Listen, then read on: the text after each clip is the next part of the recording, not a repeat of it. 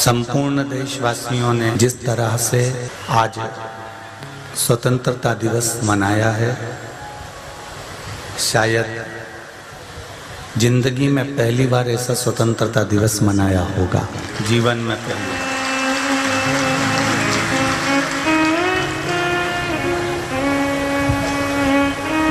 इतनी सुंदर तरीके से संपूर्ण देशवासियों ने अपने अपने घर पर तिरंगा लगाकर राष्ट्रीय ध्वज को अंकित कर कर लगाकर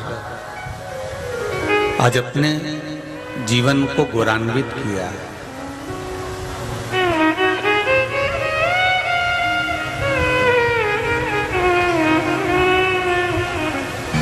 आज संपूर्ण देशवासियों ने जो अपने अपने घर पर तिरंगा लगाया है, उससे ये महसूस होने लगा है कि हम भी किसी से कम नहीं हैं और अपने आप में एक गौरव, अपने आप में एक आनंद की अनुभूति हुई।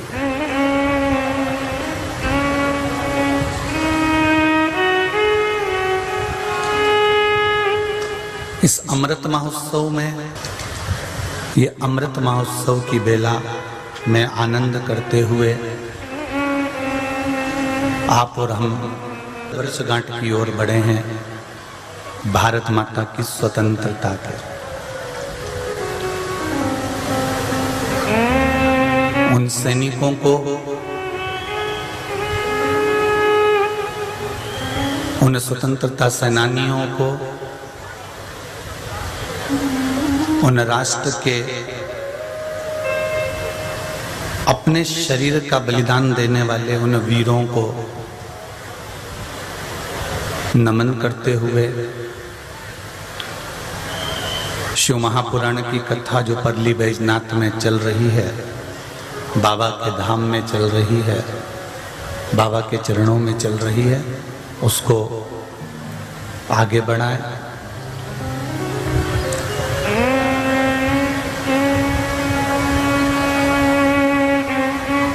बहुत छोटा सा जीवन है मनुष्य का,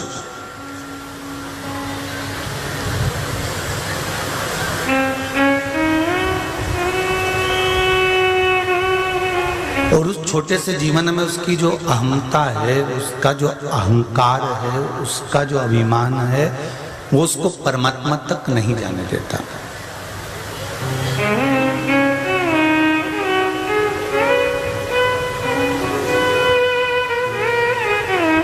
पर कहीं जीवन में एक मौका मिले भगवान की भक्ति करने का, भजन करने का, शिव महापुराण की कथा श्रवण करने का, तो प्रयास करना और भगवान को धन्यवाद देते रहना कि प्रभु आपने हमको ये मौका दिया।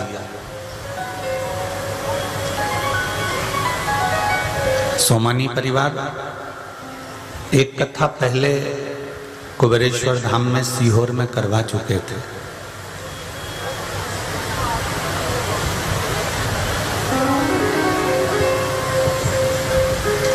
सोमानी जी के पुत्र और सोमानी जी की इच्छा कि गुरुजी 12 ज्योतिर्लिंग में 12 ज्योतिर्लिंग के अंतर्गत मुझे शिव महापुराण की कथा करवाना है। ये सोमानी जी और इनके पुत्र का भाव है। तो हमने कहा सोमानी जी शुरुआत आपके परली बैजनाथ से ही प्रारंभ करिए, ये शिव कृपा बाबा करुणा सागर की करुणा से हो।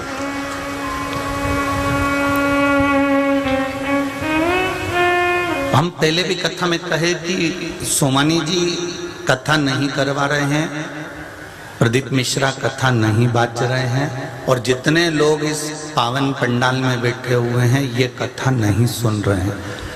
मेरा बैद्यनाथ बाबा कथा करवा रहा है, मेरा बैद्यनाथ बाबा बाज रहा है और मेरा बैद्यनाथ बाबा सुन रहा है। आप और हम तो केवल एक निमित्त मात्र हैं, हमारी निमित्तता है, हम और आप बीच में हैं, इससे ज्यादा कुछ नहीं। तेरी कृपा बिना न हिले एक भी अणु, लेते हैं श्वास तेरी कृपा से तनु तनु। बखान क्या करूं राखों के ढेर का, चपटी भभूत में खजाना कुबेर का। हे गंगाधार मुक्ति द्वार ओंकार तू, भोले ओंकार तू। आयो शरण तिहारी शंभु तार तार तू। ये शिव कृपा के बिना हम एक कदम भी, एक पल भी, एक क्षण भी नहीं चल पा सकते। बहुत मुश्किल है।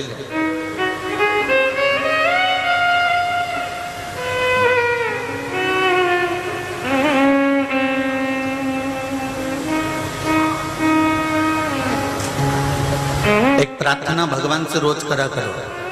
सुन लो परली बैजनाथ वाला जरा अच्छे से। बैजनाथ कथा सुनने के लिए आए हो ना, तो यहाँ से कुछ लेकर जरूर जाना हो।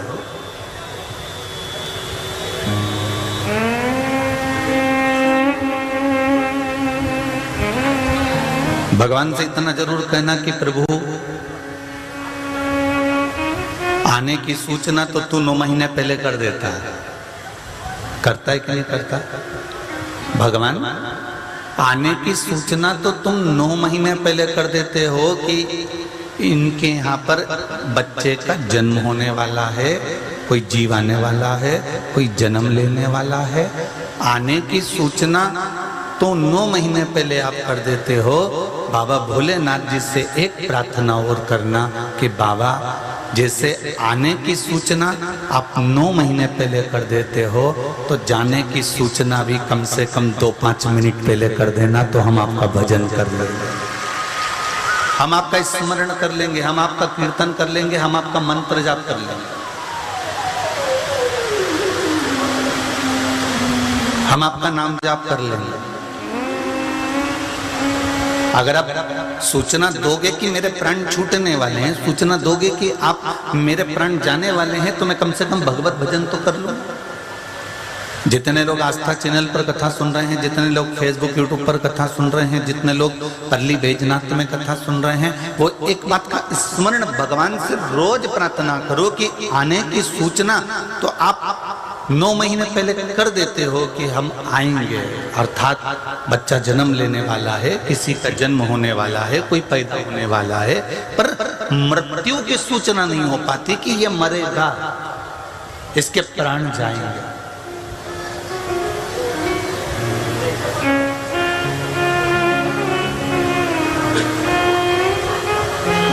ये मृत्यु की सूचना भी हमको हो।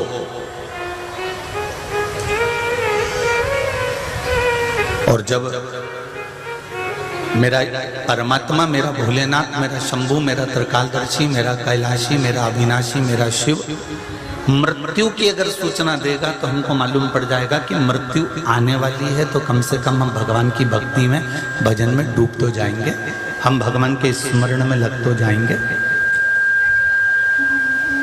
हम भगवान की भक्ति को धारण तो कर लेंगे। अगर आने की सूचना हो तो जाने की सूचना भी परमात्मा की। शिव महापुराण की कथा कहती है, भगवान शंकर का चरित्र कहता है, भगवान शिव का पावन चरित्र वर्णन करता है। महाराज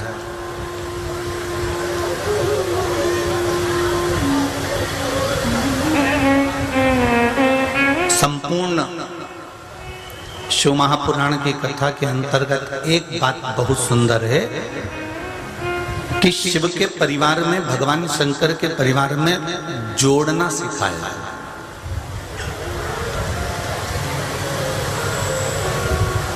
भगवान शंकर के परिवार में कभी तोड़ना नहीं सिखाया कि तोड़ना सिखाया।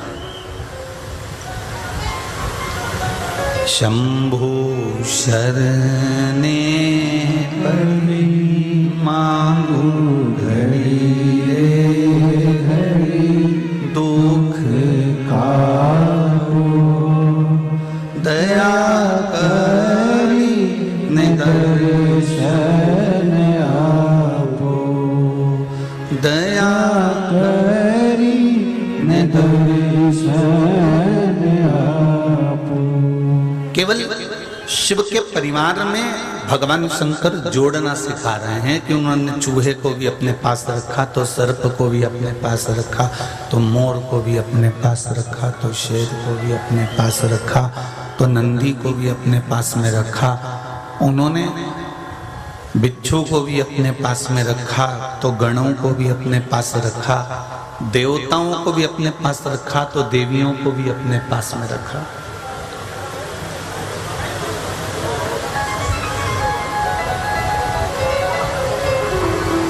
बैद्यनाथ जी के मंदिर में जब अपन जाते हैं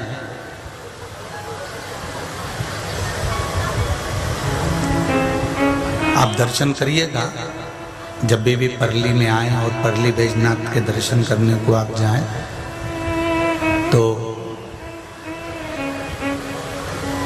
भगवान शंकर के मंदिर के अंदर गर्भगृह के अंदर जब आप दर्शन करेंगे तो बाहर निकलते से ही माता पार्वती जी विराजमान।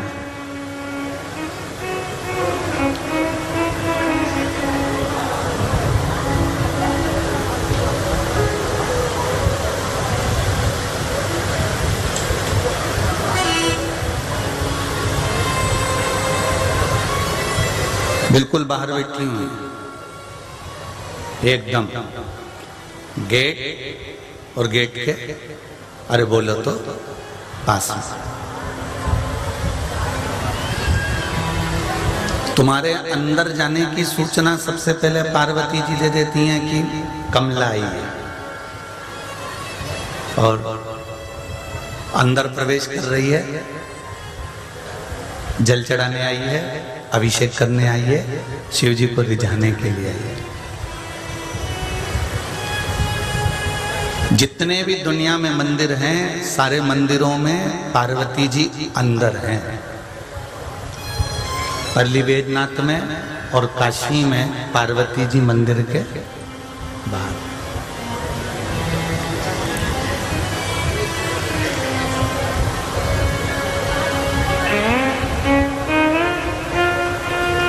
कोई अंदर तक भी ना जा पाया, कोई अंदर भी प्रवेश ना कर पाया, तो पार्वती जी उसे बाहर से देख लेती है कि कोई आया था और हाजिरी लगाकर गया है, मतलब उसने शिव जी का दर्शन कर लिया तो उसका कल्याण निश्चित है। ये पार्वती जी एक मोहर लगा देती हैं, माता पार्वती जी एक सील लगा देती हैं कि कोई आया और जल चढ़ाकर पूजन कर कर गया है, शिवाराधना कर कर गया है। संपूर्ण परिवार शिव जी का।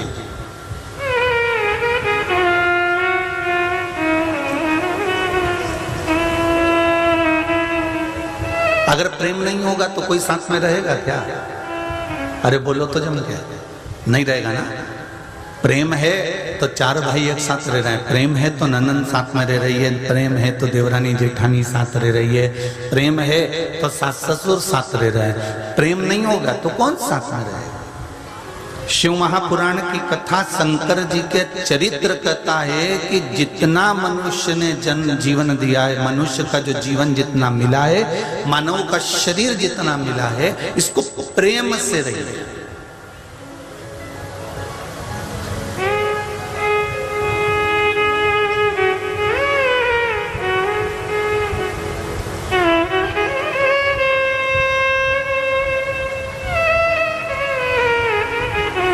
रहना है तो प्रेम में रह लो, प्रेम में तो रहना ही है। आज नहीं तो कल फ्रेम देखिए फोटो की, अरे बोलो तो जम के। रहना है तो प्रेम से रहो, नहीं तो एक ना एक दिन तो जम के तो बोलो। फ्रेम में तो रहोगे, पर प्रेम में रहने से अच्छा है कि अरे बोलो जम के जरा प्रेम से रहना।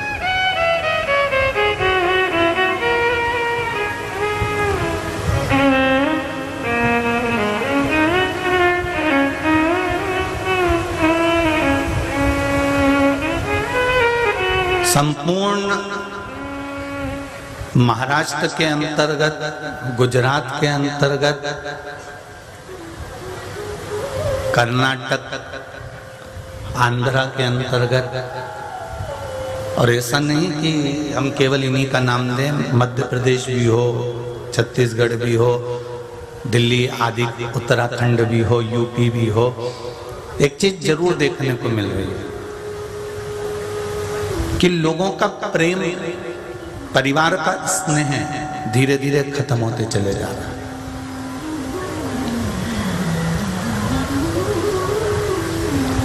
शिव महापुराण की कथा कहती है कि आप अगर शंकर का आराधना कर रहे हो, शिव की अर्चना कर रहे हो, शंकर के मंदिर जा रहे हो, शंकर भगवान पर एक लोटा जल अगर समर्पित कर रहे हो, तो पहले देवाधिदेव महादेव से यही मांगना कि हमारा परिवार में आपस में प्रेम बना रहे।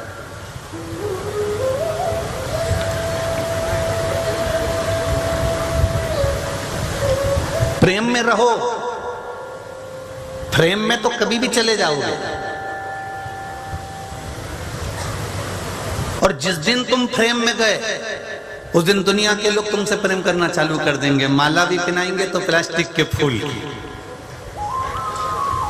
नीचे उतारेंगे 16 श्राद्ध में, कंडा गोबरी जला के धुनी देंगे और घी और शक्कर पूड़ी में मिला के तुम्हारे फ्रेम में, अरे बोलो तो जम के चिपका देंगे। और तुम स्माइल देती रहोगी और पूरी चिपकी रहेगी। बस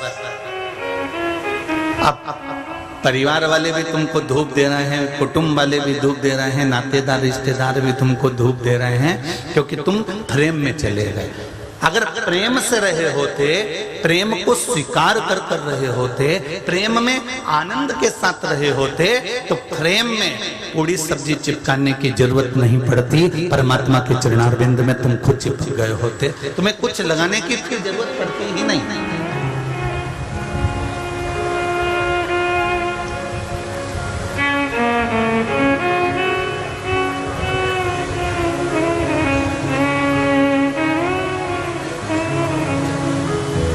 वो कहते हैं ना,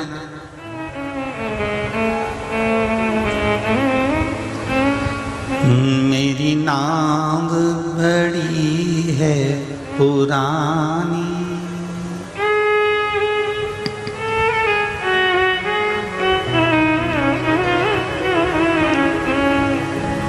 डूबने की है इसकी कहानी।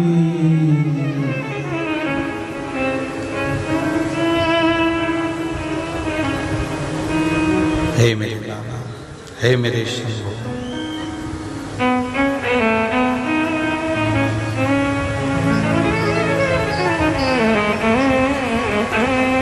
मेरे दीन बंधु भगवान रे, तुम नंदी चढ़ कर जब घोड़ा मिले ना गाड़ी, चलने की हो तैयारी, मेरी सैया छूटे भोलेनाथ, तो तुम नहीं आए कर आ जाना। मेरे दीन बंधु भगवान रे, नंदी पर चढ़ कर आ जाना।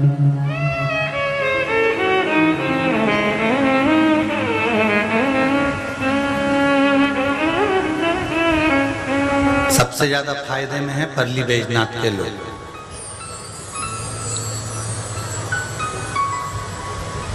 सारे शंकर जी के मंदिर में एक नंदी होता है, तुम्हारे यहाँ बैजनाथ बाबा के मंदिर में 3-3 है।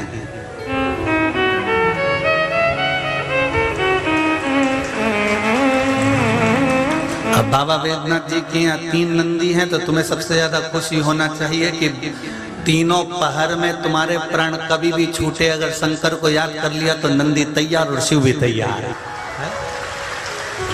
जब तुम चाहो तब तैयार। बाबा तो अलमस्त है, बाबा का कोई समय, हम पहले भी कथा में कहे, दुनिया के लोग कहते हैं कि भगवान को ये समय पर जल मत चढ़ाना, भगवान को ये मत करना, भगवान को वो मत करना। हमारे शंकर भगवान कैलाश पर्वत पर बैठते हैं और कैलाश पर्वत पर कोई दरवाजा नहीं होता है। क्या कोई दरवाजा? बैकुंठ में जाओगे तो दरवाजे हैं, ब्रह्मलोक में जाओगे तो दरवाजे हैं, इंद्रलोक में जाओगे तो दरवाजे हैं, गरुण लोक, वरुण लोक, जितने लोक में तुम्हें जाना है सारे लोक में दरवाजे मिलेंगे। पर मृत्यु लोक में, जहां पर मेरा शंकर विराजमान है, जहां मेरा कैलाशी कैलाश पर्वत पर बैठा हुआ है, वहां कोई दरवाजा, कोई पट कपट या झंझट मेरे शंकर के पास है ही नहीं। वहां कोई कपाट नहीं है, वहां कोई दरवाजा नहीं है।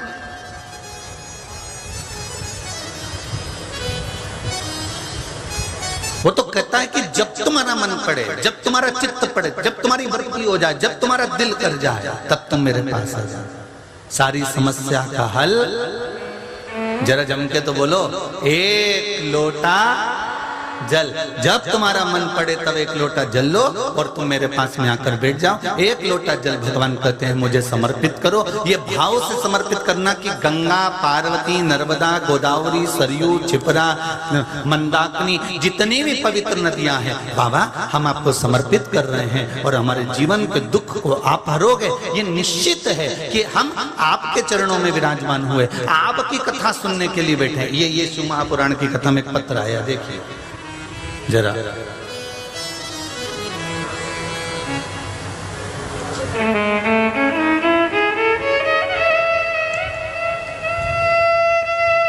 आजादी के अमृत महोत्सव की बहुत बहुत बधाई गुरुदेव। श्री शिवाय नमस्तुभ्यम। मेरा नाम दिनेश देवीदास परदेसी है। मैं छत्रपति संभाजी नगर औरंगाबाद महाराष्ट्र से आया हूँ। कहीं बैठे हों तो अपना हाथ हिलाएं एक बार। जहाँ कहीं भी बैठे हों दोनों हाथ एक बार जरूर हिलाएं।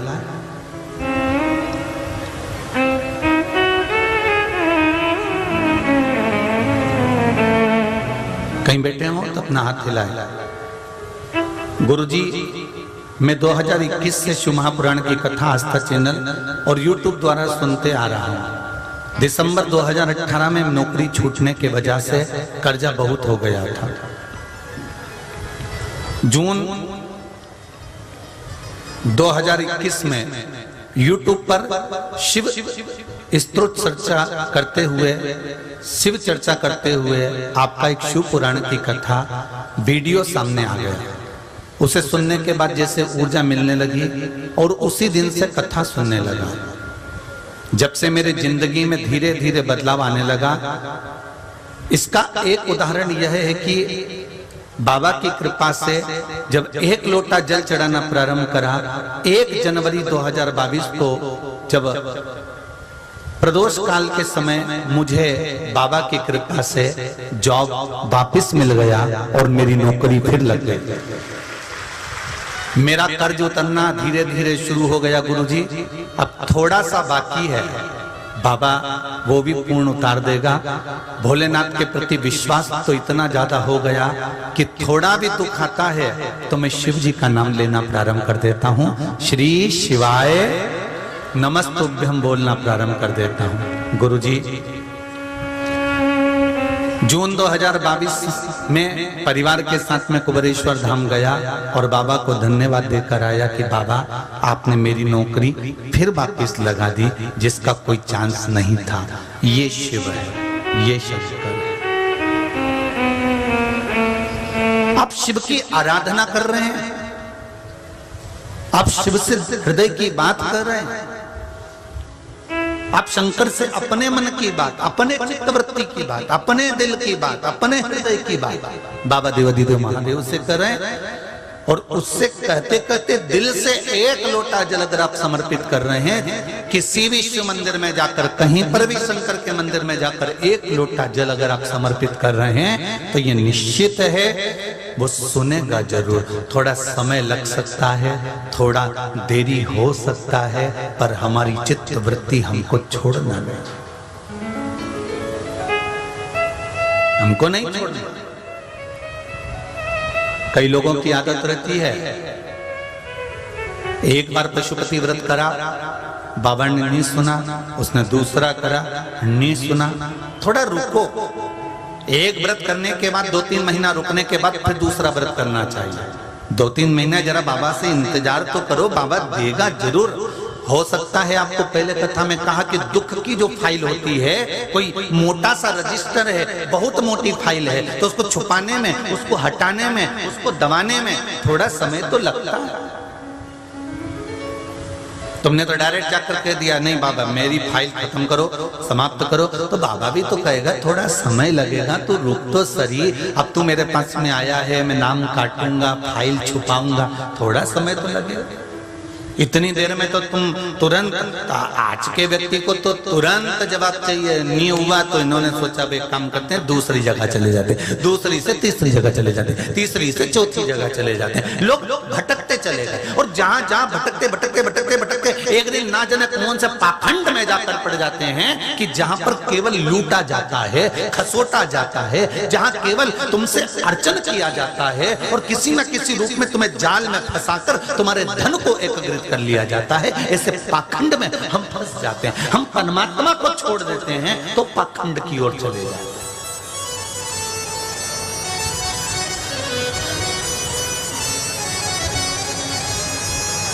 अरे भाई, लोगों की आदत है भड़काने की, लोगों की आदत है भटकाने की। एक कुआं, एक बावड़ी, उस कुएं बावड़ी में पानी है 30 फीट पर, तुम रस्सी लाए 50 फीट की, उसमें बाल्टी बांधी, तुमने कुएं में डाली, और कुएं में बावड़ी में जैसे डाली, उस रस्सी को मान लो 50 फीट रस्सी लेकर आए और 25 फीट नीचे चली गई, और 25 फीट नीचे जाने के बाद 25 फीट रस्सी तुम्हारे पास में रह गई। इतने में किसी ने आकर कह दिया काय को थक रहे हो, क्यों मेहनत कर रहे हो, क्या करोगे थक कर, क्या करोगे मेहनत कर कर, सिर में पसीना आ रहा है, रस्सी छोड़ दो, जाने दो पानी को, मन नल लगाए वहां से पी लेंगे। आगे नल लगा हुआ है, वहां जाकर पी लो, चलो छोड़ो इसको, चलो समाप्त करो इसको, छोड़ दीजिए। और किसी व्यक्ति का कहना मानकर उस रस्सी को छोड़ दिया। अब वो रस्सी छूट गई, रस्सी गई, बाल्टी गई, पानी में समाप्त हो गई। अब 25 फीट तो तुमने नीचे डाल दी थी, बची कितनी थी? जम के तो बोलो, मात्र 25 फीट रस्सी और बची थी। अगर वो 25 फीट रस्सी तुम और डालकर पानी खींच कर धीरे धीरे धीरे धीरे लेकर आते तो हंडा भी भरा जाता, मटका भी भरा जाता, बाल्टी भरकर पानी अपने घर भी ले जाते, रस्सी भी घर ले जाते, बाल्टी भी घर ले जाते और पानी भी घर ले जाते। पर तुमने दूसरे के कहने पर आकर वो रस्सी को छोड़ दिया, बाल्टी भी चली गई, हंडा भी चले गया, पानी भी चले गया। उसी तरह हमारी आदत है, हमने एक व्रत करा, काम नहीं हुआ, हमने एक लोटा पानी चढ़ाया, काम नहीं हुआ, हमने थोड़ा सा भगवान की आराधना करी, काम नहीं हुआ, तो हमने पूरी की पूरी रस्सी छोड़ दी। हमने कहा अब तो शंकर जी की मंदिर जोंगी नहीं, चाहे कुछ भी हो जाए, पूरी रस्सी एक बार में छोड़ दी। अब पूरी रस्सी एक बार में छोड़ दी। अब भगवान इंतजार में बैठा था कि बस 25 फीट और बची है, कर संघर्ष, कर संघर्ष, कर्म करेगा, संघर्ष करेगा, 25 फीट की रस्सी और बची है, कर मेहनत और जैसे ही 25 फीट की रस्सी और जाएगी, बाल्टी भरा जाएगी और तू खींच लेना, तेरे पास आ जाएगी। पर कर्म नहीं कर पाया, संघर्ष नहीं कर पाया, मेहनत नहीं कर पाया, और फिर वो रस्सी को छोड़कर बुरे कर्म में लग गया। मत बुरे कर्म कर बंदे वरना पछताएगा, भगवान की आँखों से तू बच नहीं पाएगा, तो बच नहीं पाएगा। अरे ओ अज्ञानी मत करना दानी। ये रस्सी छोड़ना नहीं, अगर तुमसे नी बने खींचते, तुम्हें लगे कि मेरा काम नहीं हो रहा है तो मंदिर जाना बंद कर दूंगी, नहीं, उसके दरवाजे पर जाते रहो, उसकी चौखट पर जाते रहो, उसकी प्रार्थना करते रहो, उस पर एक चावल का दाना, एक लोटा जल, एक बेलपत्र, एक पंखड़ी पुष्प की बन जाए तो चढ़ाओ, ना बने तो श्री शिवाय नमस्तुभ्यम मंत्र का स्मरण कर लो। ये भी नहीं बोलता बने तो पंचाक्षर मंत्र नमः शिवाय बोल लो। ये भी नहीं बोलता बने तो षडाक्षर मंत्र ओम नमः शिवाय बोल लो। ये भी ना बने तो 2 अक्षर का राम बोल लो। ये भी ना बने तो 2.5 अक्षर का कृष्ण बोल लो। ये भी ना बने तो 2 अक्षर का ओम नमो भगवते वासुदेवाय बोल लो। पर कुछ न कुछ परमात्मा का स्मरण कर लीजिए। रस्सी को छोड़ना नहीं, रस्सी को पकड़ कर रखना। बाल्टी भराएगी जरूर और खींच कर लेकर फिर हम जाएंगे तो बाल्टी, रस्सी और हंडा सब भरा मिलेगा, सब कुछ।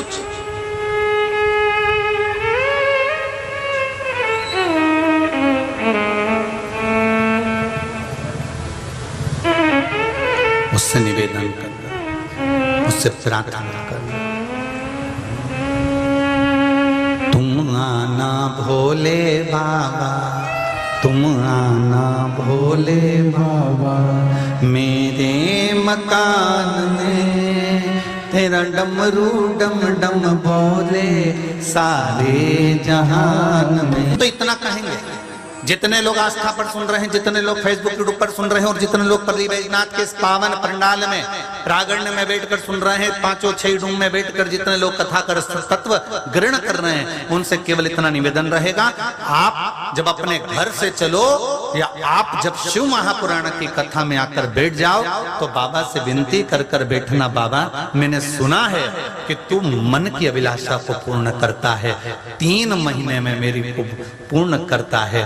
बाबा मेरे हृदय की बात यह है और मैं इस परली बैजनाथ की पावन धरा से, बाबा बैद्यनाथ की भूमि से मैं ये कथा श्रवण कर रही हूँ। ऐसी कृपा करना बाबा कि मेरे 3 महीने में फिर मनोकामना पूर्ण हो और तेरे इस शिव महापुराण में फिर पहुंचो। हृदय से श्रवण,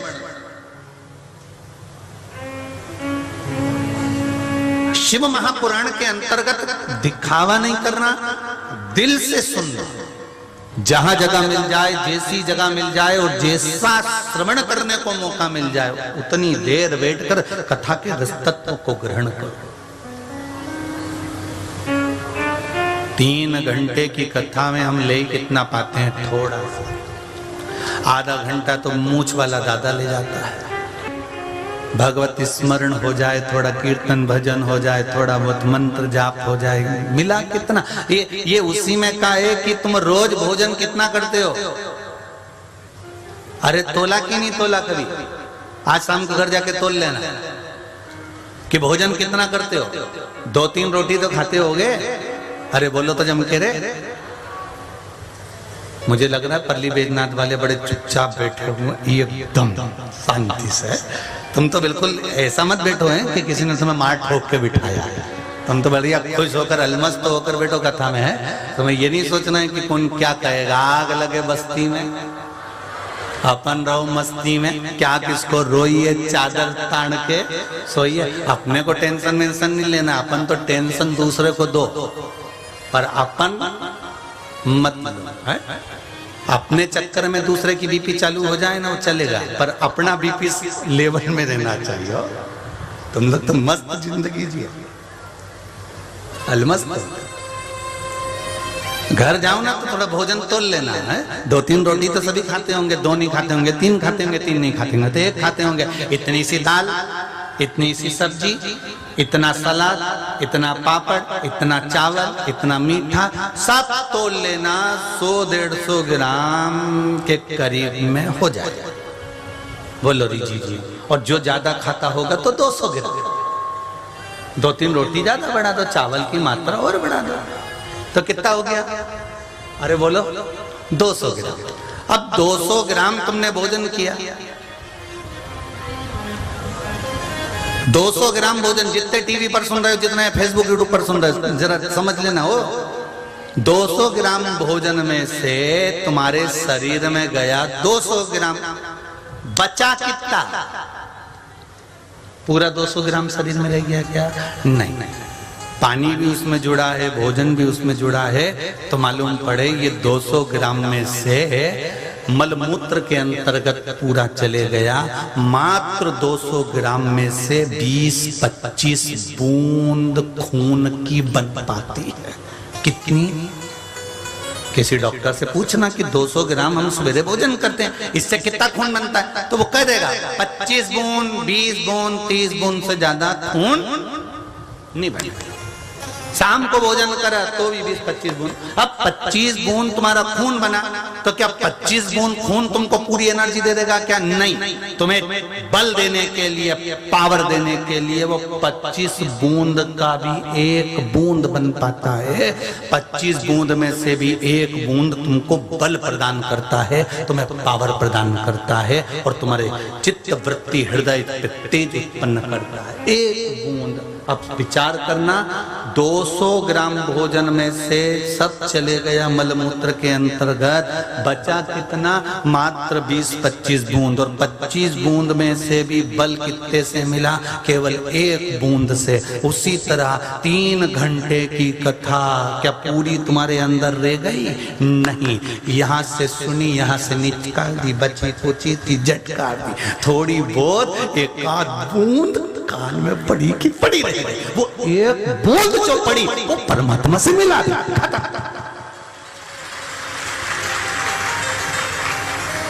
पूरी कथा तुम्हारे अंदर नहीं गई, थोड़ी बहुत तो ये सरका के खत्म कर दिया। खस को कोई इधर से आंख दिखाए, कोई उधर से आंख दिखाए, फिर धीरे से भेज दे। अब विचार करो जरा कि वो 3 घंटे की कथा में 25 बूंद तुम्हारे को मिली और 25 बूंद में से भी एक बूंद बनी और एक बूंद से वो तेज बला गया। उसी तरह 200 ग्राम भोजन करा, उसमें से सब तो चले गया, मात्र 25 बूंद बचा था। उसी तरह 3 घंटे की कथा श्रवण करते हैं, उस 3 घंटे की कथा में कोई एक क्षण, एक पल, एक घड़ी ऐसी आती है जो हम कथा सुनते सुनते परमात्मा का मिलन कर बैठते हैं और परमात्मा को अपना बना बैठते हैं। वो इसीलिए हमारे संत तुकाराम जी कहते हैं, संत नामदेव जी कहते हैं, मुक्ताबाई कहती है, संत ज्ञानेश्वर कहते हैं, जितने भारत की भूमि के संत हुए, रामकृष्ण परमहंस हुए, चैतन्य महाप्रभु हुए, श्रीमद वल्लभाचार्य जी हुए, निम्बार्काचार्य जी हुए, रामानुचार्य जी हुए, जितने जितने भारत की भूमि के बड़े बड़े संत हुए, ये सब एक बात कहते हैं कि सत्संग करो, संकीर्तन करो, भजन करो, कीर्तन करो और कथा में जाकर बैठो, सत्संग में जाकर बैठो। क्या होगा? तो का एक बूंद भी अगर मिल गया तो उससे परमात्मा मिल जाएगा और घर का एक व्यक्ति भी उस बूंद को पी गया तो पूरे परिवार को तार देगा। ये निश्चित है, ये निश्चित है। कई लोग कहते हैं गुरुजी हमारा बेटा 1 लोटा पानी चढ़ाएगा, उसका पुण्य हमको मिलेगा कि नहीं मिलेगा? हमने कहा कैसे नहीं मिलेगा? तुम्हारे परिवार में तुम्हारे ससुर कितने भाई? ससुर कितने भाई? तो के 4। ससुर 4 भाई, तो ससुर के पिताजी कितने भाई? 3 भाई। अच्छा, अब वो 3 भाई ससुर के पिताजी, अब उनके परिवार में अगर कोई मर गया, समझ लो जरा जीजियों, बहुत अच्छे से समझ लो रे, पल्ली बैजनाथ वालों, आज कथा का पहला दिन है, वो ये 7 दिन काम आने वाली कथा है। ससुर के पिताजी 3 भाई, अब पिताजी के 3 भाइयों में कोई मर गए, सूतक तुम्हें लगेगी कि नहीं लगेगी? अरे बोलो तो सही, सुबह लगेगा? सूतक सावड़ लगेगी कि नहीं लगेगी? लगेगी ना। अब सोचो, ससुर के पिता और पिता के भी भाइयों में मरा तो हमको सूतक लग रही है। तो वही तो शिव महापुराण कह रही है, 7 पीढ़ी में भी किसी ने 1 लोटा जल चढ़ा दिया तो सबको उसका लाभ मिल गया एक बार में। जब उधर की सूतक इधर तक लग सकती है तो इधर का भजन उधर तक नहीं लग सकता है।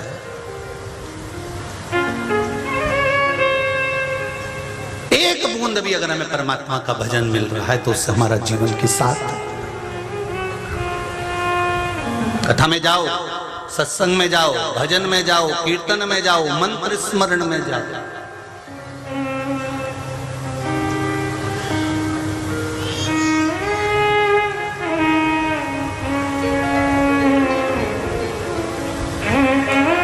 एक बार हनुमान जी बैठे हुए थे, राम जी ने कह दिया हनुमान, हे हनुमान। हनुमान जी बोले बोलो प्रभु, अयोध्या में कथा हो रही है, चले जा। हनुमान जी बोले मैं और कथा में? प्रभु मैं और कथा में जाऊंगा? किसकी कथा है? राम जी बोले मेरी कथा है। हनुमान जी बोले तुम्हारी पूरी लीला तो मैंने अपनी आंखों से देखी है, तो मुझे कथा की क्या जरूरत है? कोई कह दे हमारे घर में शिव पुराण रखी है, हमारे घर में भागवत रखी है, हमारे घर में रामायण रखी है, हमें तो पूरी कंठस्थ है, तो हम सुंदरकांड में क्यों जाएं? हम रामायण में क्यों जाएं? हम शिव पुराण में क्यों जाएं? हमको तो पूरी आती है। हनुमान जी ने अभिमान रखकर कह दिया राम जी से कि जब आपकी लीला है तो मेरी तो आंखों से देखी हुई है, तो मुझे कथा में जाने की क्या जरूरत है? मैं क्या करूंगा जाकर? राम जी ने कहा अगर तुम्हें यहाँ कथा नहीं सुनना तो कहीं अच्छी जगह कथा सुन लो। अब जो बड़ा बहुत ऊंची पोस्ट का व्यक्ति होता है ना, बहुत ऊंची पोस्ट का, तो वो बहुत ऊंचा वक्ता हो, बहुत जोरदार कथाकार हो, उससे कह दिया जाए सब कि हमारे मोहल्ले में, हमारी कॉलोनी में कथा हो रही है, तुम्हें आना पड़ेगा, तो वो के ये कथा बचेगा और इसकी कथा में मैं जाऊंगा, इतना बड़ा वक्ता।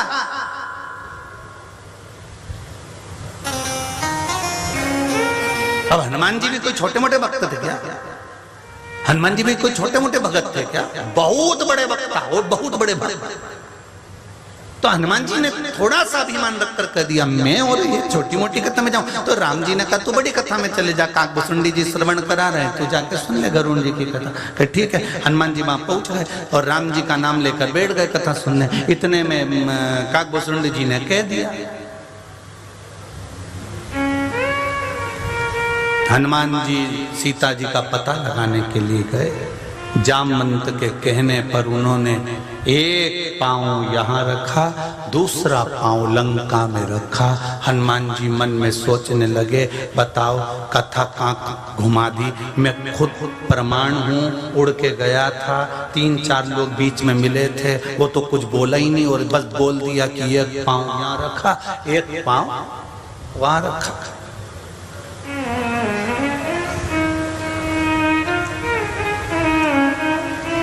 और हनुमान जी जैसे ही लंका में पहुंचे, सीता जी से मिले जुले, उन्हें लोगों ने बंदी बना लिया।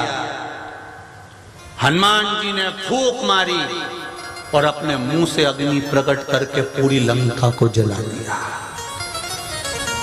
पूरी लंका को जला दिया। अब हनुमान जी तो सुन रहे, तो सुन के हनुमान जी को तो बेचैनी हो गई। पूंछ में हमारे कपड़ा बांधा, तेल हमारी पूंछ में डाला, आग हमारी पूंछ में लगाई, हमने पूंछ से लंका जलाई। और ये महाराज तो प्रवचन में कह रहे कि हनुमान जी ने फूंक मारी और लंका जल गई। हनुमान जी वापस आ गए। राम जी ने पूछा क्यों हनुमान, कथा सुनिया? हनुमान जी बोले हाँ सुनिया है। तो ऐसा मुंडा बिगाड़ के क्यों बोले? हनुमान भगवान की कथा में, भजन में, कीर्तन में, मंदिर में, देवालय में माताएं अगर घर में व्रत कर रही है, तीज का व्रत कर रही, चतुर्थी का व्रत कर रही, पंचमी का कर रही, छठ का व्रत कर रही, बहुओं से निवेदन है मुंह कभी मत सड़ाना।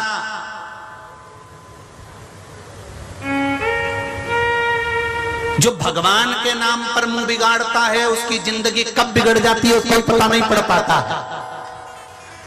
इसलिए कभी कथा हो रही हो, सत्संग हो रहा हो, भजन हो रहा हो, कीर्तन हो रहा हो, तुम्हारे यहाँ सोमवार का व्रत हो रहा हो, तीज का व्रत हो रहा हो, चतुर्थी का व्रत हो रहा हो, सास कह रही हो कि बहू ऐसे कर ले बेटा, बहू से निवेदन है मुंह मत सड़ाना, मुंह मत बिगाड़ना। अगर मुंह बिगाड़ लिया भगवान के पूजन में तो जिंदगी बिगड़ने में देरी नहीं लगती, 4 या 5 साल लगते हैं और जिंदगी बिगड़ जाती है। इसलिए भगवान की कथा में, देवालय में, तीर्थ में, मंदिर में, पूजन में कभी मुंह मत बिगाड़ो। जो थोड़ी थोड़ी सी बात में मुंह बिगाड़ दें, वो एक दिन पलंग पे ऐसे ही पड़े रहे, उनका भी मुंह ही बिगड़ा रहता, फिर होठ इधर, नाक इधर, फिर वो भी कहते रहे पानी दे दो, मुंह नहीं बिगाड़ना। कभी बन सके अच्छा काम अपने नगर में हो रहा हो, अच्छा काम अपने गांव में हो रहा हो, अच्छा काम अपने घर में हो रहा हो, बन सके तो हाथ अड़ाओ, टांग मत अड़ाओ। हाथ अड़ाओगे जैसे ये इस हाथ का कोई काम नहीं है, ये उल्टा हाथ किसी काम का नहीं है। बहुत रोता था बेचारा, मैं क्या करूं, लोग मेरे हाथ से ना दान करने दे, ना पुण्य करने दे, ना सत्कर्म करने दे, मेरा नाम रख दिया उल्टा हाथ, मतलब ये उल्टा ही काम करता, कभी सीधा करता ही नहीं। मैं बड़ा दुखी हूं। इसने भगवान विष्णु से जाकर कहा मैं क्या करूं। भगवान विष्णु बोले मैं कुछ नहीं कर सकता, मैंने तो शरीर बना दिया, तो मैं उल्टा हूं, मैं करूं क्या, मेरा कल्याण कैसे होगा। तो भगवान विष्णु ने कहा किसी गुरु को पकड़ ले। गुरु जी के पास गया, वो इस उल्टे हाथ ने गुरु जी से कहा मेरे इस हाथ का कल्याण कैसे होगा। मेरे को लोग उल्टा कहते हैं, गंदा काम करने वाला बोलते हैं, गलत काम करने वाला बोलते हैं, इस हाथ का कल्याण कैसे होगा। जो भी करे वो सीधे हाथ से करे, यज्ञ सीधे हाथ से, पूजन सीधे हाथ से, दान सीधे हाथ से, पुण्य सीधे हाथ से, इसको तो कोई गिनता ही नहीं है। इतने में गुरु जी ने कहा तू घबरा मती, जब सीधे हाथ वाला दान दे तो तू इसमें अड़िज जाना, बस तू अड़ेगा तो तेरा कल्याण निश्चित है। जब अच्छा काम करने वाले को तुम हाथ का स्पर्श कर लोगे, अच्छे काम करने वाले का साथ पकड़ लोगे, तो तुम्हारा भी उद्धार निश्चित है। इसीलिए शिव पुराण कह रही है बन सके तो हाथ अड़ाओ, टांग बोलो तोरी जीजियो, जीजा हुन भी बोल दो, टांग नहीं। बन सके अच्छा काम करो, बन सके सत्कर्म करो, बन सके भला काम करो, ना बन सके मत। हनुमान तू मुख बना रहा, मुख बना। हनुमान जी बोले प्रभु मैं कथा सुनने तो गया था पर मेरा मन नहीं लगा, क्योंकि उनने किया, हनुमान जी ने एक पांव इधर रखा ने दूसरा पांव सीधे लंका में। अब मैं तो उड़ के गया था, मुझे मालूम बीच में सुरसा भी मिली थी, बीच में और भी जगह मिली थी, और सब ने मेरे को मुंह में भी भर लिया था। मैं अपनी चतुरता से निकल गया था, लंका में गया, मेरी पूंछ में कपड़ा बांधा, तेल डाला और आग लगाई मैंने लंका में। और वो महाराज प्रवचन में कह रहा था कि हनुमान जी ने तो फूंक मार दी, ने पूरी लंका जला दी। बताओ ऐसी कोई कथा होती है? कथा भी क्यों तो अच्छी क्यों, यहाँ कथा जो छोड़ी वो तो कंजन कहाँ लेके पहुंच गए। बताओ ये कोई कथा होती है? पूछ का तो वर्णन ही नहीं कहीं। राम जी बोले हनुमान तुझे अब क्या समझाऊं। इतने में हनुमान जी के अहंकार की सीमा नहीं थी, तो राम जी अपनी अंगूठी को घुमा रहे थे, घुमाते घुमाते राम जी ने अंगूठी नीचे फेंक दी। फेंकते हुए हनुमान जी से कहा जा जल्दी इस अंगूठी को पकड़ के ला, जल्दी लेके आ। हनुमान जी अंगूठी लेने के लिए गए, अंगूठी दौड़ती चली जाए, लुढ़कती जाए और हनुमान जी पीछे जाते जाए। सारे ब्रह्मांड में अंगूठी घूम ली और घूमते सुमेरु पर्वत पर पहुंच गए। सुमेरु पर्वत में गुफा के द्वार पर अंगूठी पहुंची। हनुमान जी ने कभी अंगूठी कहीं नहीं जा सकती, अब तो मुझे मिलेगी। और जैसे ही हनुमान जी इस गुफा में प्रवेश करने लगे, इतने में एक द्वारपाल, एक बंदर बाहर खड़ा हुआ था। उस बानर ने हनुमान जी को रोक दिया, हनुमान रुक। हनुमान जी ने कहा तुम कौन? तो कि मैं बानर हूं, मुझे अंदर जाना है। बानर कहता अंदर नहीं जा सकते, अंदर हमारे सरकार बैठे हुए हैं, हमारे स्वामी बैठे हैं। तुम्हारे स्वामी का नाम क्या है? हनुमान जी ने पूछा तो बानर बोला मेरे हनुमान जी का नाम, मेरे अंदर स्वामी का नाम तो राम भक्त हनुमान है। हनुमान जी हंसने लगे। हनुमान तो बाहर खड़ा और ये कह रहा अंदर बैठे। तुम मुझे जानते नहीं हो, मैं वही हूं जिसने पूंछ से लंका में आग लगाई थी। बंदर बोला शांति से खड़े रहो, जब तक हमारे स्वामी से पूछ कर आएंगे, वो कहेंगे तो अंदर आने देंगे, तो नहीं आने देंगे। वो अंदर गया।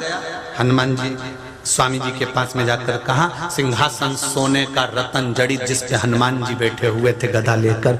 हनुमान जी से पूछा स्वामी एक बानर आया है, हनुमान नाम बता रहा है, कहो तो अंदर आने दो। सिंहासन पर बैठे हुए हनुमान जी ने कहा आने दो, वो इस कल्प का हनुमान है, उसको आने दो। हनुमान जी आए। हनुमान जी ने जो हनुमान जी को देखा, देखते से पूछा आप कौन हो? तो कहा मेरा नाम हनुमान है, मैं राम भक्त हूँ। तो मेरा नाम भी तो हनुमान है। हनुमान जी ने सिंहासन पर बैठकर हनुमान से कहा मैं मानता हूं कि तुम इस कल्प के हनुमान हो, हम दूसरे कल्प के हनुमान हैं। यहां अंगूठी आई थी, सिंहासन पर बैठे हुए हनुमान जी ने कहा इस कुंड में अंगूठी पड़ी है। हनुमान जी जो कुंड की ओर गए तो कहा इतनी सारी अंगूठियां, तो मेरी अंगूठी कौन सी है? सिंहासन पर बैठे हुए हनुमान जी ने कहा राम जी लीला करते हैं, जब जब हनुमान का अहंकार आता है एक अंगूठी उठा के फेंक देते हैं। ये अंगूठियों का जो ढेर लगा है ये हर कल्प की अंगूठी है। हनुमान कोई एक कल्प में नहीं हुआ, हनुमान एक युग में नहीं हुआ, राम एक कल्प में एक युग में नहीं हुआ, कथा एक कल्प की या एक युग की नहीं होती। ना जाने कितनी बार राम का जन्म हुआ, ना जाने कितनी बार हनुमान का जन्म हुआ, ना जाने कितनी बार देवता प्रकट हुए, कितनी बार शिव महापुराण की कथा का स्मरण, शंकर की अनेक कथा है तो राम की अनेकों अनेक कथा है तो हनुमान की अनेकों अनेक कथा है। एक कल्प में हनुमान जी ने फूंक से लंका जलाई थी, इसलिए काकभूषुंड जी ने फूंक का वर्णन कर दिया। एक कल्प में हनुमान जी ने पूंछ से लंका जलाई तो महाराज जी ने पूंछ का वर्णन कर दिया। एक कल्प में हनुमान जी ने चुटकी से लंका जला दी थी तो किसी ने चुटकी का वर्णन कर दिया। व्यास वक्ता जब व्यासपीठ पर बैठकर कथा बोलता है तो वो एक कल्प की कथा नहीं बोलता, ना जाने कहां कहां से छाट कर लाकर बोलता है। इसलिए कथा पर विश्वास करना ही हमारी मूलता। पर हमको तो अहंकार है ना, कई लोगों का अभिमान हो जाता है महाराज जी तो ना जाने कहां की बात कर रहे थे, महाराज जी तो ना जाने कहां से कथा बोल रहे थे, ना जाने उनके पास तो कौन सी पुराण है जिसमें से बोल देते हैं हमने तो ये वाली पुराण में पढ़ा, ये तो मिला ही नहीं, ये तो मिला ही नहीं। तो तुम्हें एक कल्प की बात करते, भगवान की कथा ना जाने कितने। इसलिए हनुमान जी से राम जी के पास में जब हनुमान अंगूठी लेकर गए तो राम जी के चरण पकड़ लिए, क्षमा करना मैं समझ नहीं पाया था। राम जी तब हनुमान से पूछे बोलो क्या चाहिए? हनुमान जी कहते हैं बस आशीर्वाद दे दो कि मृत्यु लोक में रहूं और कथा सुनता रहूं, जहां कथा हो वहां जाकर मैं बैठ जाऊं और कथा सुन। राम जी ने आशीर्वाद दिया। कथा क्यों सुनना चाहते हो? हनुमान जी बोले अगर कथा काकभूषुंडी जी के मुंह से नहीं सुनता और फूक वाली बात नहीं सुनता तो दूसरे कल्प के हनुमान जी का दर्शन ही नहीं होता। उन्होंने कहा तो मैं प्रमाण ढूंढने के लिए गया, उन्होंने कहा तो मैं प्रमाण ढूंढने के लिए। जब कोई कहता है ना तो प्रमाण ढूंढे जाता है। कई लोग कह देते हैं ये श्री शिवाय नमस्तुभ्यम मंत्र शिव महापुराण में तो है ही नहीं। लोग प्रमाण ढूंढना चालू करते हैं तो विदेश्वर संहिता में मिल जाता है, और मिलता है तो फिर पढ़ने में आता है, पढ़ने में आता है तो व्हाट्सएप पर चलना चालू हो जाता है, व्हाट्सएप फेसबुक यूट्यूब पर सब पे चलता है। फिर नीचे लिखा हुआ मिल जाता है कि श्री शिवाय नमस्तुभ्यम। इस मंत्र का जाप करने वाला व्यक्ति का मात्र मुख भी देख लो तो ना जाने करोड़ों पाप समाप्त हो जाते हैं। यहाँ तक का वर्णन मिल जाता है। पहले नहीं मिल रहा था तो फिर ढूंढते रहे, उसको ढूंढो। मुझे वर दे दो मैं कथा सुनूं। हनुमान जी का आशीर्वाद दे दिया, जहां कथा होगी वहां जाना पड़ेगा, सुनना।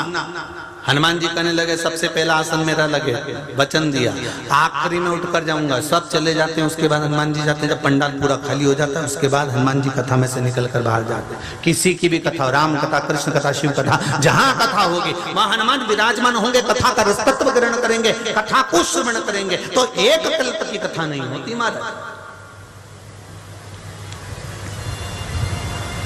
कथा रसतत्व को ग्रहण करना।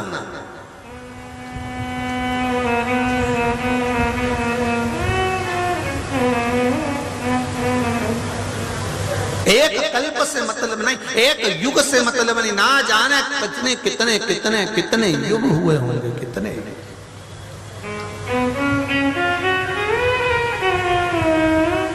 मैंने तेरे ही भरोसे ओ बाबा, तेरे ही भरोसे हवा बिच उड़ती जावांगी बाबा, डोर छठीला में कटी जावांगी। महाराज ये शरीर, और इस शरीर को साधारण सा नहीं कहा गया कि इसको परमात्मा में लगा लीजिए। वो आप लोग कहते हो ना महाराष्ट्र में, देहाची तिजोरी भक्ति चाच ठेवा उघड़दार देवा आला उघड़दार देवा भक्ति चाच। ये शरीर तिजोरी उघड़दार देवा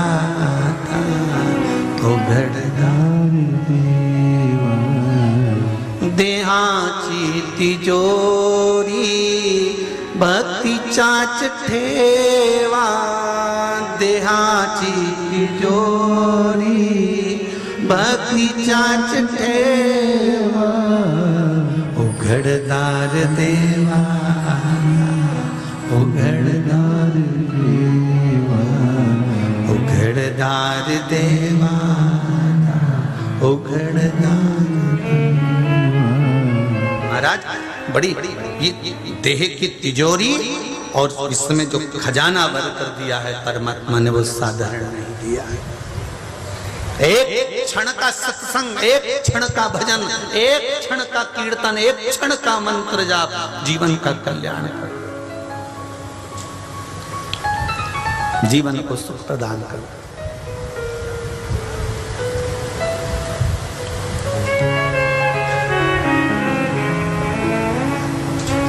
24,000 श्लोक की शिव महापुराण की कथा है।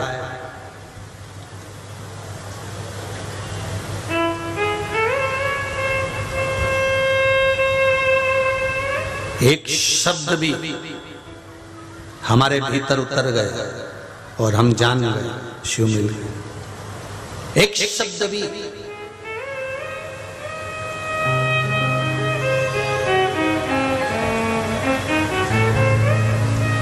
और महाराष्ट्र की भूमि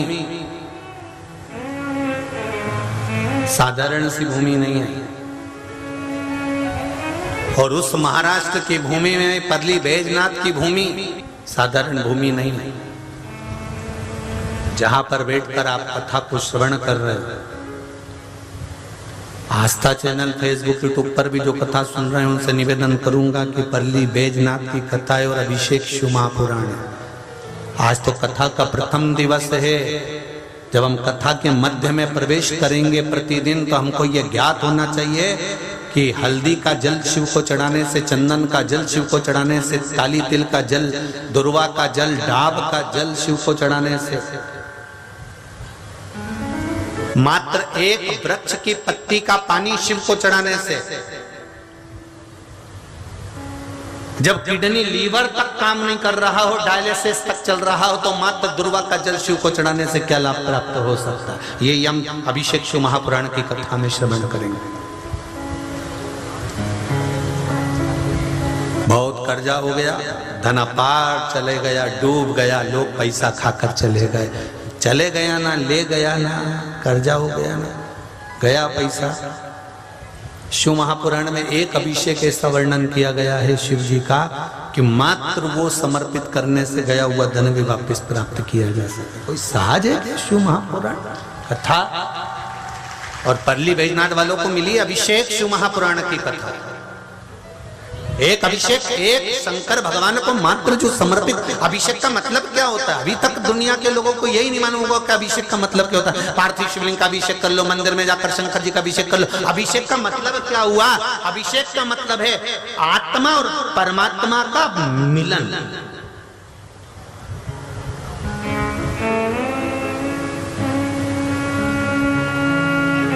अरे माला जपते हो, किस किस क्या माला है? जरा हाथ बोलिए, जरा उठाइए, जरा सब क्या माला है? तो माला जपते हो तो जो माला के मनके होते हैं, ये मोती होते हैं, इसको मनका ही कहते हो ना? क्या कहते हो? मनका। मनका का मतलब क्या होता है कि मन लगा।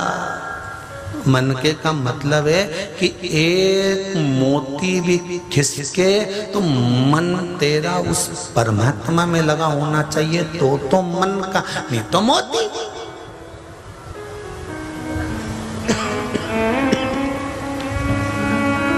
इसको कहते मन का। मन तो लगाओ परमात्मा।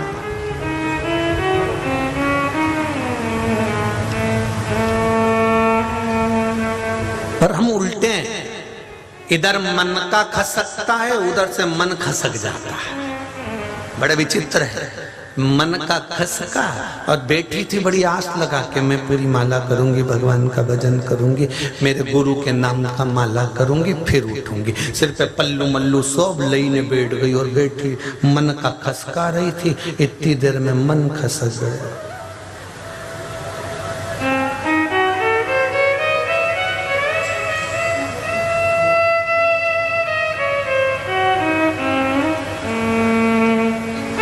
सत्तू का पिंडा उठा के इधर पीछे रख दे, मैं बाद में उठा था। मन खसका। अब वो पिंडा भी सोच रहा है पहले मन का कर ले, पिंडा बाद में देख ले। पिंडा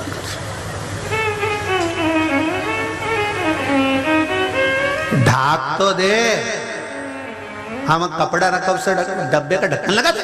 हाँ लगा दे उसको। मन का कह रहा है खसकू, अब मन का पूछ रहा है खसकू कि नहीं खसकू। मन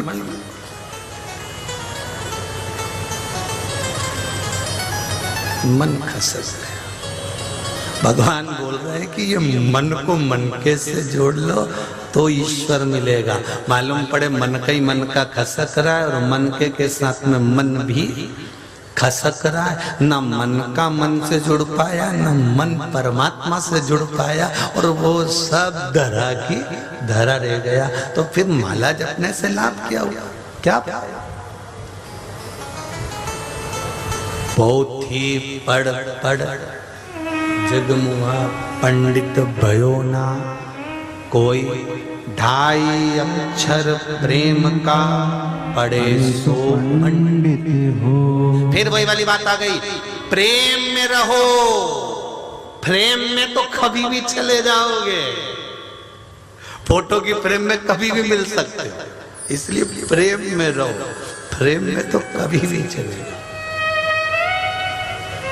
भजन में, और जब भजन में लगोगे, चित्त स्मरण वृत्ति, मन जब परमात्मा में रमेगा तो आनंद की अनुभूति अपने आप हो, अपने आप। 24,000 श्लोक में से एक श्लोक भी आपने शिव जी का लिया है, एक शब्द भी शंकर भगवान का पकड़ा है, एक शब्द के अनुसार भी आप शंकर भगवान को एक लोटा जल चढ़ा रहे हो, आप शंकर का गुणगान कर रहे हो, आप शंकर भगवान के मंत्र जाप को जप रहे हो, आप शिव को एक लोटा जल समर्पित कर रहे हो, तो उसका फल मिलेगा जरूर, वो खाली नहीं जा सकता।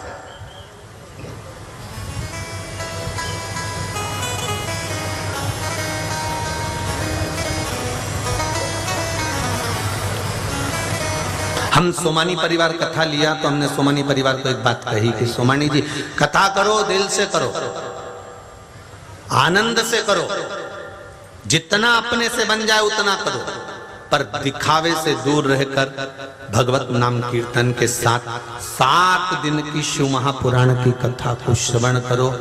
ये मौका फिर नहीं मिल पाएगा, जो मिल गया उसको संभाल लो। ये समय की गणना के अनुसार,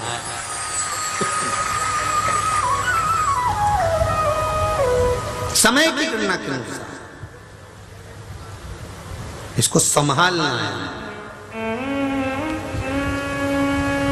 महाराज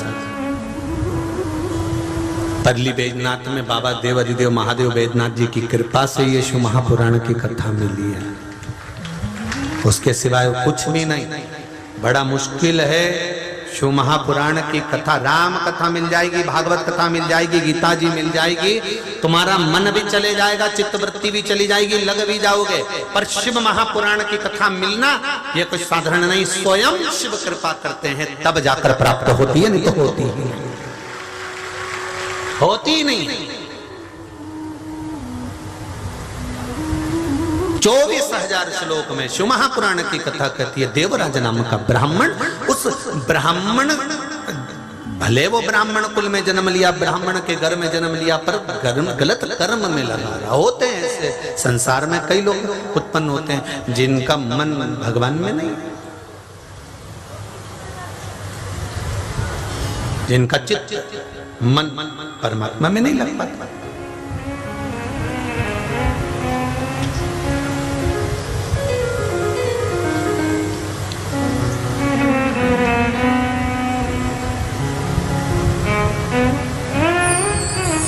रोज, कई लोग कहते हैं प्रतिदिन शिव महापुराण की कथा आस्था चैनल पर रोज आती है, 1 बजे से 4 बजे तक टीवी खोलो तो रोज आती है, रोज सुनना चाहिए, प्रतिदिन धारण करना चाहिए। हम कहते हैं महाकाल का मंदिर रोज खुलता है, प्रतिदिन महाकाल का मंदिर खुलता है, पर नाग चंद्रेश्वर महादेव का मंदिर केवल नाग पंचमी के दिन ही खुलता है। उसी तरह तुम रोज प्रतिदिन टीवी खोलो, रोज कथा सुनो, रोज कथा में जाओ, जिससे नाग चंद्रेश्वर का मंदिर एक दिन खुलता है। रोज कथा सुनते सुनते हो सकता है एक दिन तुम्हारे भाग्य की रेखा खोल दे तो जीवन सवर है। एक दिन आप करो तो बस उस परमात्मा के स्मरण में, भक्ति में, भजन में, कीर्तन में, मंत्र जाप में, नाम जाप में आप रम जाओ, उसमें लग जाओ, उस जाप को, उस स्मरण को करते रहो। तेरे मंदिर में आना मेरा काम है और मेरी बिगड़ी बनाना तेरा काम। हम रोज उसके दरवाजे पर जाते जाएं, हम रोज उसको प्रणाम करते जाएं। कई लोग कहें हमारा काम नहीं हुआ, हम कैसे? नहीं, जाओ उसके द्वार पर जाते रहो, उसके पास में जाते रहो, उसको नमन करते रहो। जैसे सास से मीठी वाणी में बात करते रहोगे, उसकी देखभाल करते रहोगे, उसको नमन करते रहोगे, तो मरते मरते कुछ नहीं तो एकाद अंगूठी तो दे ही देगी। उसमें कोई गलत नहीं हो, दे सकती है, उसमें कोई दिक्कत नहीं।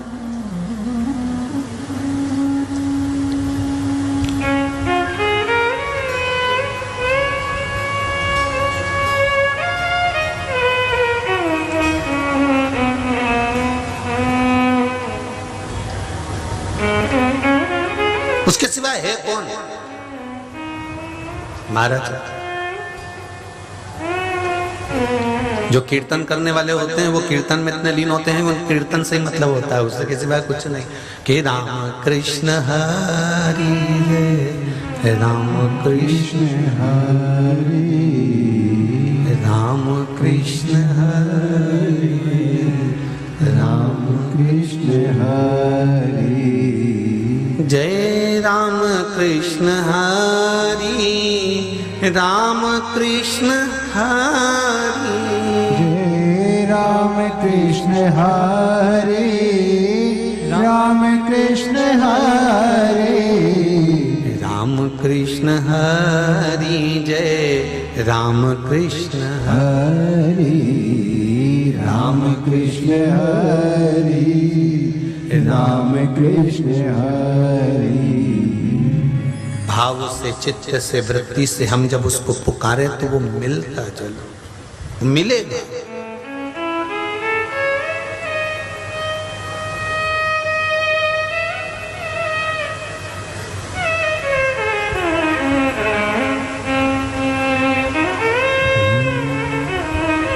पावन पावन नाम राम कृष्ण हरि, पावन पावन नाम राम कृष्ण हरि, मीठो मीठो मीठो नाम राम कृष्ण हरि, मीठो मीठो मीठो नाम राम कृष्ण हरि, जय राम कृष्ण हरि, जय राम कृष्ण हरि, राम कृष्ण हरि। सब गाइए, प्रेम से गाइए, पांचों पंडाल के लोग बड़े आनंद के साथ। राम कृष्ण हरि, हे राम कृष्ण हरि, जय राम कृष्ण हरि, राम कृष्ण हरि, राम कृष्ण हरि।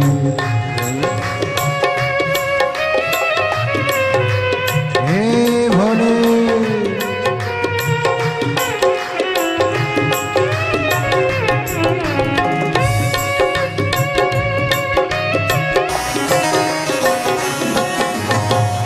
राम जी दिल से गाए राम कृष्ण हरि, राम जी राम से गाए राम कृष्ण हरि, राम जी मन से गावे राम कृष्ण हरि। तुकाराम जी मन से गाए राम कृष्ण हरि। ओ नामदेव जी दिल से गावे राम कृष्ण हरि। नामदेव जी दिल से गाए राम कृष्ण हरि। ओ नामदेव जी दिल से गावे राम कृष्ण हरि। नामदेव जी दिल से गाए राम कृष्ण हरि। ओ राम कृष्ण हरि राम कृष्ण हरि। ओ राम कृष्ण हरि राम कृष्ण हरि। ओ राम कृष्ण हरि राम कृष्ण हरि। ओ राम कृष्ण हरि राम कृष्ण हरि। ओ राम कृष्ण हरि राम कृष्ण हरि। राम कृष्ण हरि राम कृष्ण हरि। राम कृष्ण हरि बोलो राम कृष्ण हरि। राम कृष्ण हरि राम कृष्ण हरि। हरि बोल। जय राम कृष्ण हरि जय राम कृष्ण हरि। राम कृष्ण हरि जय राम कृष्ण हरि। राम कृष्ण हरि जय राम कृष्ण हरि। राम कृष्ण हरि जय राम कृष्ण हरि। ओ भक्तों ने भी मिलकर गाया राम कृष्ण हरि। भक्तों ने भी मिलकर गाया राम कृष्ण हरि। तो राम कृष्ण हरि जय राम कृष्ण हरि। राम कृष्ण हरि जय राम कृष्ण हरि। राम कृष्ण हरि जय राम कृष्ण हरि। राम कृष्ण हरि जय राम कृष्ण हरि। ओ राम कृष्ण हरि जय राम कृष्ण हरि। राम कृष्ण हरि जय राम कृष्ण हरि। हार हार महादेव। भगवान शिव की कथा कर रही है चित्तवृत्ति से, मन से परमात्मा को एक क्षण भी रिझाया है तो उसका सुख मिला है। मंत्र जाप शिव महापुराण का सभी लोग दिल से करेंगे, भाव से अपने हृदय की बात शिव से कहने के लिए। श्री शिवा नमस्तु। श्री शिवा नमस्तु। श्री शिवा नमस्तु। श्री शिवा नमस्तु। श्री शिवा नमस्तु। भोला सब दुख कारो मारा। ओ भोला सब दुख काटो मारा। शिव शंकर जपूं तेरी माला। भोले बाबा जपूं तेरी माला। भोला सब दुख काटो मारा। ओ भोला सब दुख काटो हे मारा। बाबा शिव औघड़ी दयालु देवराज नामक का ब्राह्मण कुल में जन्म लिया, पर ब्राह्मण कर्म नहीं कर पाया और ब्राह्मण कर्म से वंचित रहकर उसने धन को चुराकर शिव मंदिर में जाकर बैठ गया। शरीर में ताप पड़ा, बुखार आया, ठंड लगी तो मंदिर में जाकर छुप गया। वहां से निकला, बेलपत्री के वृक्ष के नीचे बैठा था, ठंड लग रही, शरीर में ताप पड़ रहा, चोरी का धन था, वैश्यागामी था, वैश्याओं में डूबा रहता।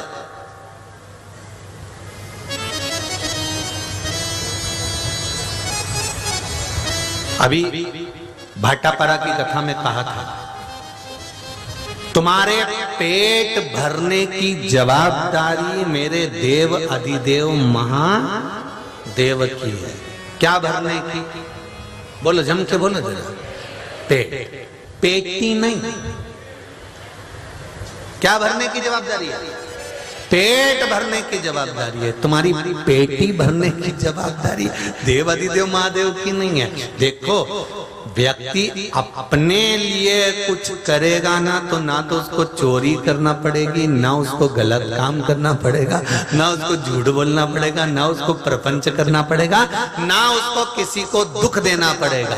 जब आप अपना भरण पोषण करोगे तो तुम्हें किसी को दुख देने की जरूरत नहीं पड़ेगी, किसी को कष्ट देने की जरूरत नहीं पड़ेगी, किसी को तकलीफ देने की जरूरत नहीं पड़ेगी। जब पेट भरने तक तो व्यक्ति कभी किसी को कष्ट नहीं देता। जब पेटी भरने की बारी आती है नन्ही साहब, अब तो थोड़ा बच्चों के लिए तो कमाना पड़ेगा। निशा थोड़ा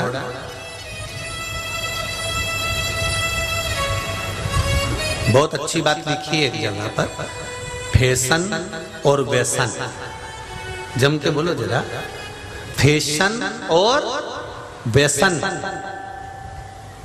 ये दो चीजों पर कंट्रोल कर लिया जाए ना तो घर में धन दिखना चालू हो जाए।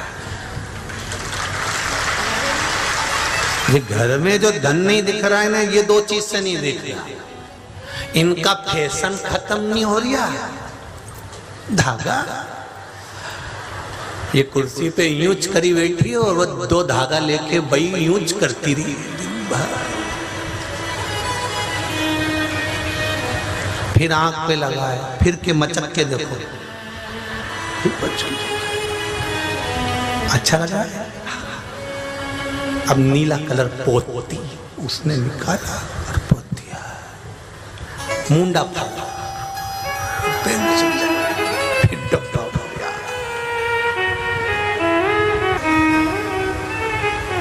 अब तुम्हारे चेहरे पर ग्लो आया, ग्लो बोलते हैं, अब तुम्हारे चेहरे पे ग्लो आया। अब उसको क्या मालूम कि इतने से ग्लो के चक्कर में 500 गोल हो गया और तो ग्लो आया। अब ये ग्लो ला रहे, वो 500 का गोल।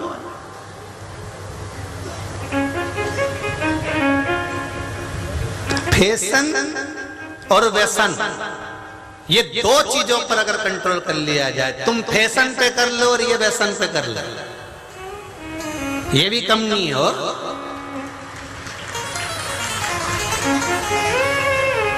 नहीं, आज तो छुट्टी का दिन है, आज तो पार्टी हो जाए।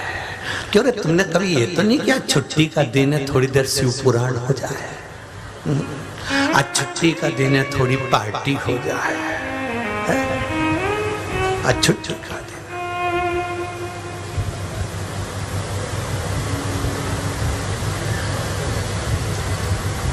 एक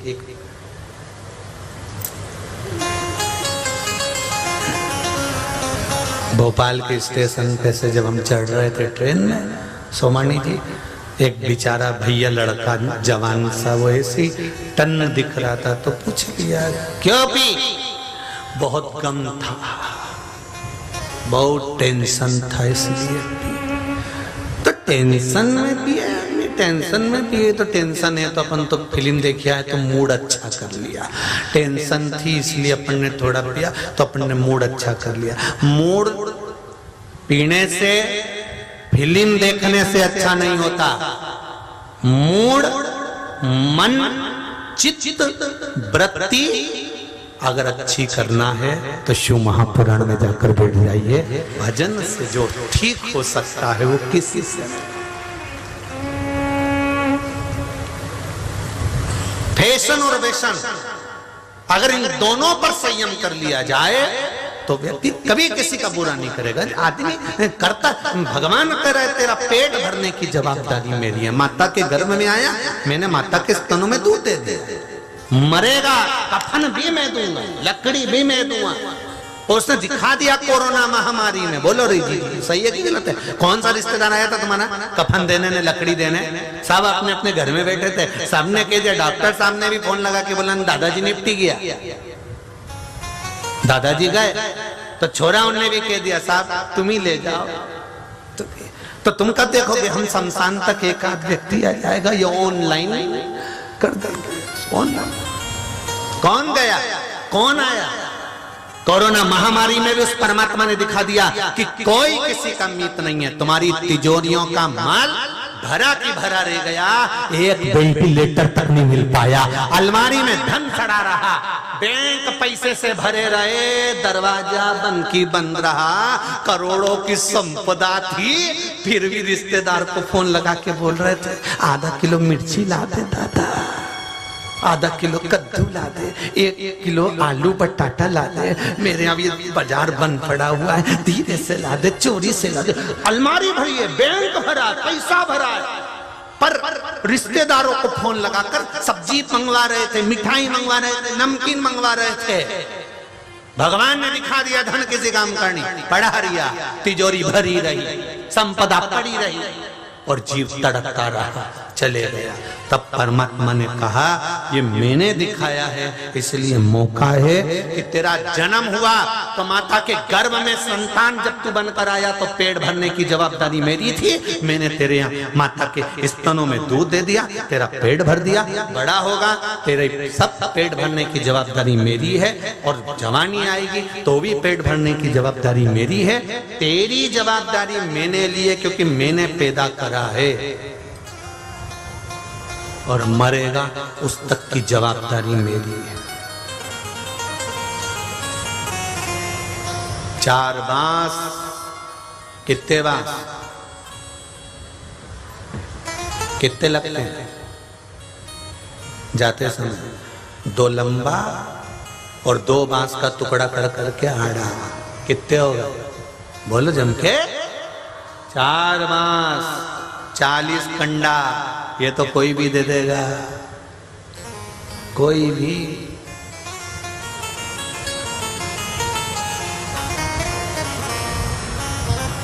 दुख आए, तकलीफ आए, कष्ट आए, तब परमात्मा की शरण जाना चाहिए, ना कि फिल्म में जाके बैठना चाहिए, ना कि व्यसन करना चाहिए। परमात्मा के पास जाओ। बोलो री जीजियों, जब दुख की घड़ी आती है तो अपना अपना घर का सोना, हाथ की पाटली, चूड़ी ने बेंदा ने सारा सामान व्यक्ति दुकान पर कब लेकर जाता है? बोलो, दुकान पे कोई ऐसे ले जाए? दुकान पर व्यक्ति अपने सोने की रकम जब लेकर जाता है जब दुख की घड़ी आती है, नहीं तो अपने घर का सोना कौन निकालता है? अपने घर के सोने को कोई निकालता है? अपने घर की चांदी को कोई निकालता है? पर दुख की जब घड़ी आती है, कर्जे में लदालू हो गए, पैसा नहीं है, बड़ा व्यापार नहीं है, बहुत तकलीफ में, तब सोने को दुकान तक ले जाया जाता है, और दुकान वाला कहता है क्यों भैया ये सोना क्यों लिया है? तो कि हमारा दुख की घड़ी चल रही है, इसलिए सोने को लेकर मैं दुकान पर आया हूं कि कुछ मिल जाए, मेरा कर्जा चुक जाए और मेरी दुख की घड़ी समाप्त हो जाए। दुख की घड़ी में अपने सोने को अलमारी में से निकालकर दुकान पर ले जाया जाता है, उसी तरह दुख की घड़ी में सोने जैसे शरीर को शंकर के मंदिर लेकर जाया जाता है, जिससे दुख में सोने को दुकान पर लेकर गए कि हमारा दुख की घड़ी चल रही है, अभी समय अच्छा नहीं चलता, बड़ा तकलीफ है, बड़ा कष्ट है, इसलिए सोना लेकर दुकान पर आ गए, मेरे को बेचना है, ले लो, थोड़ा पैसा आ जाएगा, कर्जा चुका दूंगा, तब मेरा किराए का मकान से मैं घर की खोली में जाऊंगा। तो थोड़ा जब दुख आया तो सोना बाजार में गया, दुख आया तो सोना घर का दुकान में गया। शिव महापुराण की कथा कहती है ये सोने जैसा शरीर परमात्मा ने दिया है कि जब दुख आए तो इसको भी तुम दुकान पे ले जाओ। वो दुकान कोई दूसरी नहीं, शिव महापुराण के पंडाल में जाकर बैठ जाओ, सोना अपने आप कीमत वाला हो जाएगा। इसकी कीमत पहचानो, इसकी कीमत जानो।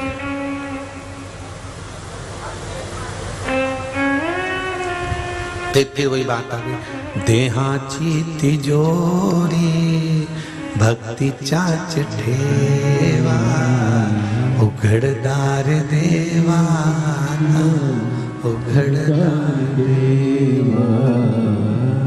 देहाची तिजोरी भक्ति चाच ठेवा, उघड़दार देवा उघड़दार देवा। ये देह की तिजोरी को परमात्मा के स्मरण में लगाने का प्रयास करो, इस शरीर को परमात्मा तक ले जाने का प्रयास करो।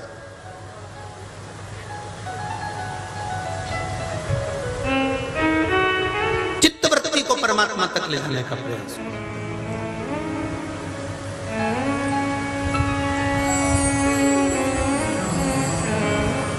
महाराज देवराज ब्राह्मण का मन खुद की बच्चों के भरण पोषण तक देवराज ने कोई चोरी नहीं करी थी, कोई चोरी नहीं। खुद के लिए देवराज ने कभी चोरी नहीं करी। पत्नी और बच्चों का भरण पोषण करने के लिए देवराज ने कभी चोरी नहीं करी, कभी चोरी करने की जरूरत ही नहीं पड़ी। उसने चोरी कब करी? जब एक वैश्या के यहाँ जाना चालू कर दिया। वैश्या ने एक दिन देवराज से कहा कि तुम मेरे प्रिय हो और मैं तुम्हारी प्रियतमा, तुम एक काम करो, मुझे रानी के गले में जो हार पड़ा रहता है 9 लाख का, वो हार मुझे चाहिए। काम के वश जब व्यक्ति हो जाता है, काम के वश जब हो जाता है, लोभ के वश जब पड़ जाता है, अहंकार के वश पड़ जाता है, वासना के वश जब पड़ जाता है, तब उसको चाहिए फिर तो लाना पड़ेगा। नहीं साहब, देख लो तुम पांडवों का चरित्र देख लीजिए, इनको क्या चाहिए था? भगवान ने समझाया पांडवों को शांति रखो, शांति रखो। नहीं साहब, हमारे दादाजी का गांव, उसका हिस्सा तो मिलना चाहिए। मिलेगा, समय आएगा, सब मिलेगा। नहीं साहब, हम तो युद्ध करेंगे, हम तो लड़ाई करेंगे। लड़ाई भी हो गई, युद्ध भी हो गया, कौरव और पांडवों का युद्ध हो गया। पांडव जीत भी गए, कौरव मर भी गए। उसके बाद भी पांडव जब तीर्थ जाने लगे और हरिद्वार के घाट पर पहुंचे और गंगा नहाने के लिए जैसे ही पांडवों ने अपना पांव गंगा जी के जल में रखा, इतनी देर में गंगा जी हाथ जोड़कर खड़ी हो गई, बाहर निकल जाओ, निकलो बाहर यहां से। पांडव कहने लगे, गंगा मैया तुम हमें भगा क्यों रही हो? गंगा जी कहती हैं, क्यों आए हो हमें स्नान करने के लिए? गंगा जी ने पूछा, अर्जुन ने कहा हमारे शरीर पर हमारे परिवार के खून के छींटे लगे हुए हैं, इसको धोना है। गंगा जी कहती है, अरे पांडवों, ये छींटे कभी नहीं धुल सकते, कभी, ये कभी नहीं धुल।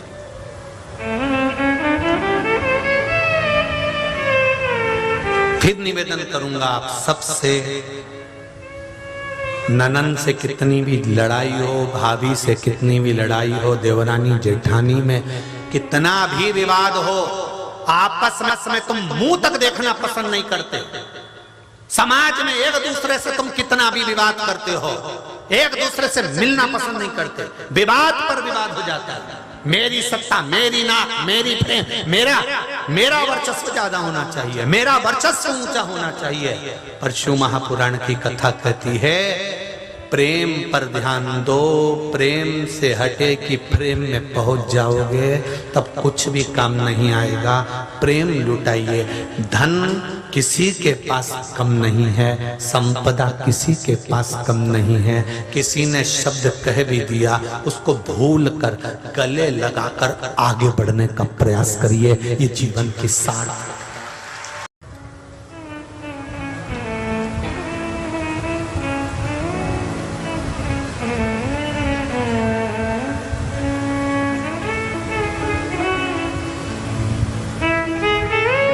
अभी एक छत्तीसगढ़ में कथा थी भाटापारा में, तो वहां पर बहुत प्रचलित मंदिर के ट्रस्टी लोग मिलने आए।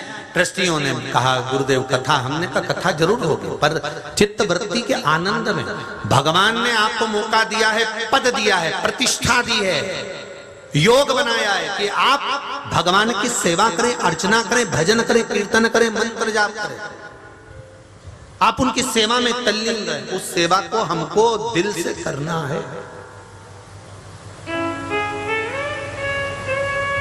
कितने दिन की शिव पुराण है भाई? बोलो रीजी जी, कितने दिन की है? 7 दिन की। 7 दिन में से आज कौन सा दिन है? पहला। 7 दिन का पहला दिन और आखिरी दिन कब आएगा मालूम नहीं पड़ेगा। आप जाओगे घर, दूसरे दिन की तैयारी रहेगी। जिसने इस शिव महापुराण को पी लिया, जो मिल गया, उसको क्या मिला ये 3 महीने के अंदर मालूम पड़ जाएगा। जो नहीं आया वो बाद में पछताता। जो रह गया वो बाद में सोचेगा, अरे गांव में गंगा आई और हम नहीं नहा पाए। क्यों? इतने पास में गए, हरिद्वार आ गया हमारे गांव में, इलाहाबाद प्रयागराज हमारे गांव में आ गया, काशी हमारे गांव में आ गई, वेदनाथ की पावन धरा पर ये शिव महापुराण की कथा मिल जाना और उससे वंचित रह जाना।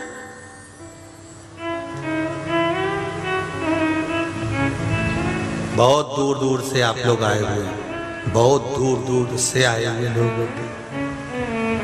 जो परली बैजनाथ के बाहर से आए, जरा हाथ उठाना, कितने लोग आए देखिए आप।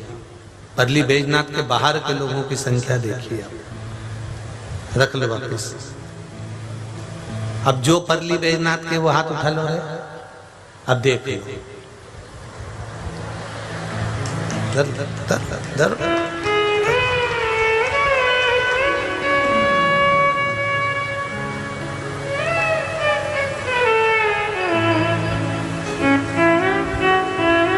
इसीलिए हम सुमानी जी बोले थे ना कि कथा कोई नहीं कराता, कथा तो मेरा त्रिपुंडधारी ही कराता है, वो खुद आता है।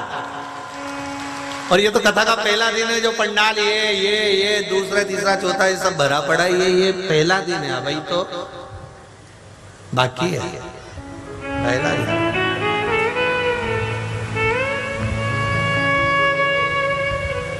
और ये जितने लोग बाहर से आए हैं या परली बैजनाथ से आए हैं, इनको बुलाने वाला कोई दूसरा नहीं है। ये जो बाहर से आए ना, इनको मालूम है कि 3 महीने में हम अकेले गए हैं, पर झोलियां भरकर लाएंगे यहाँ से, झोलियां भरकर।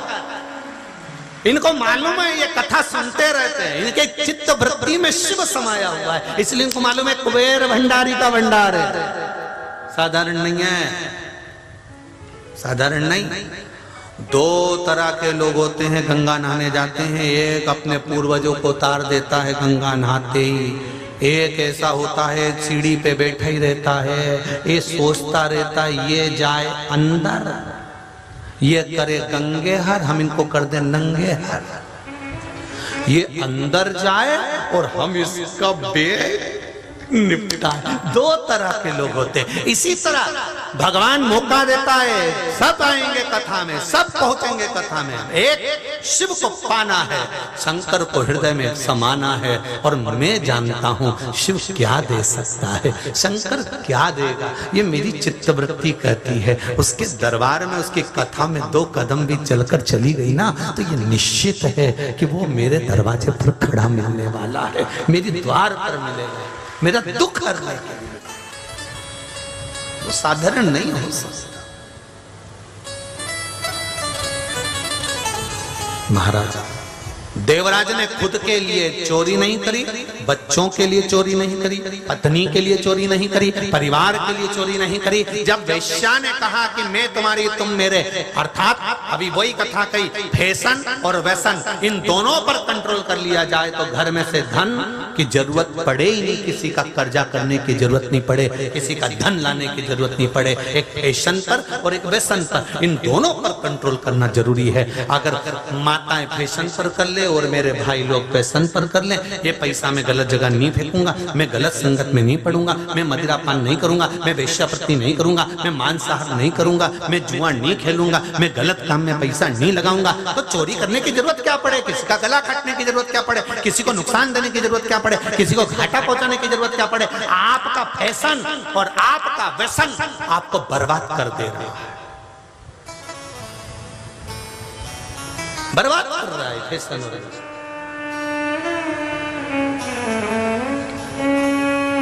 देवराज ने विचार कर लिया और देवराज ने मन लगाकर फिर वेश्या के लिए हार की चोरी करना चाहे। अब वेश्या का संग मिल गया, गलत संगत में जब व्यक्ति पड़ता है तब पढ़ते ही गलत काम करना चालू कर देता है। इसलिए कहते हैं अच्छों की संगत में बैठो,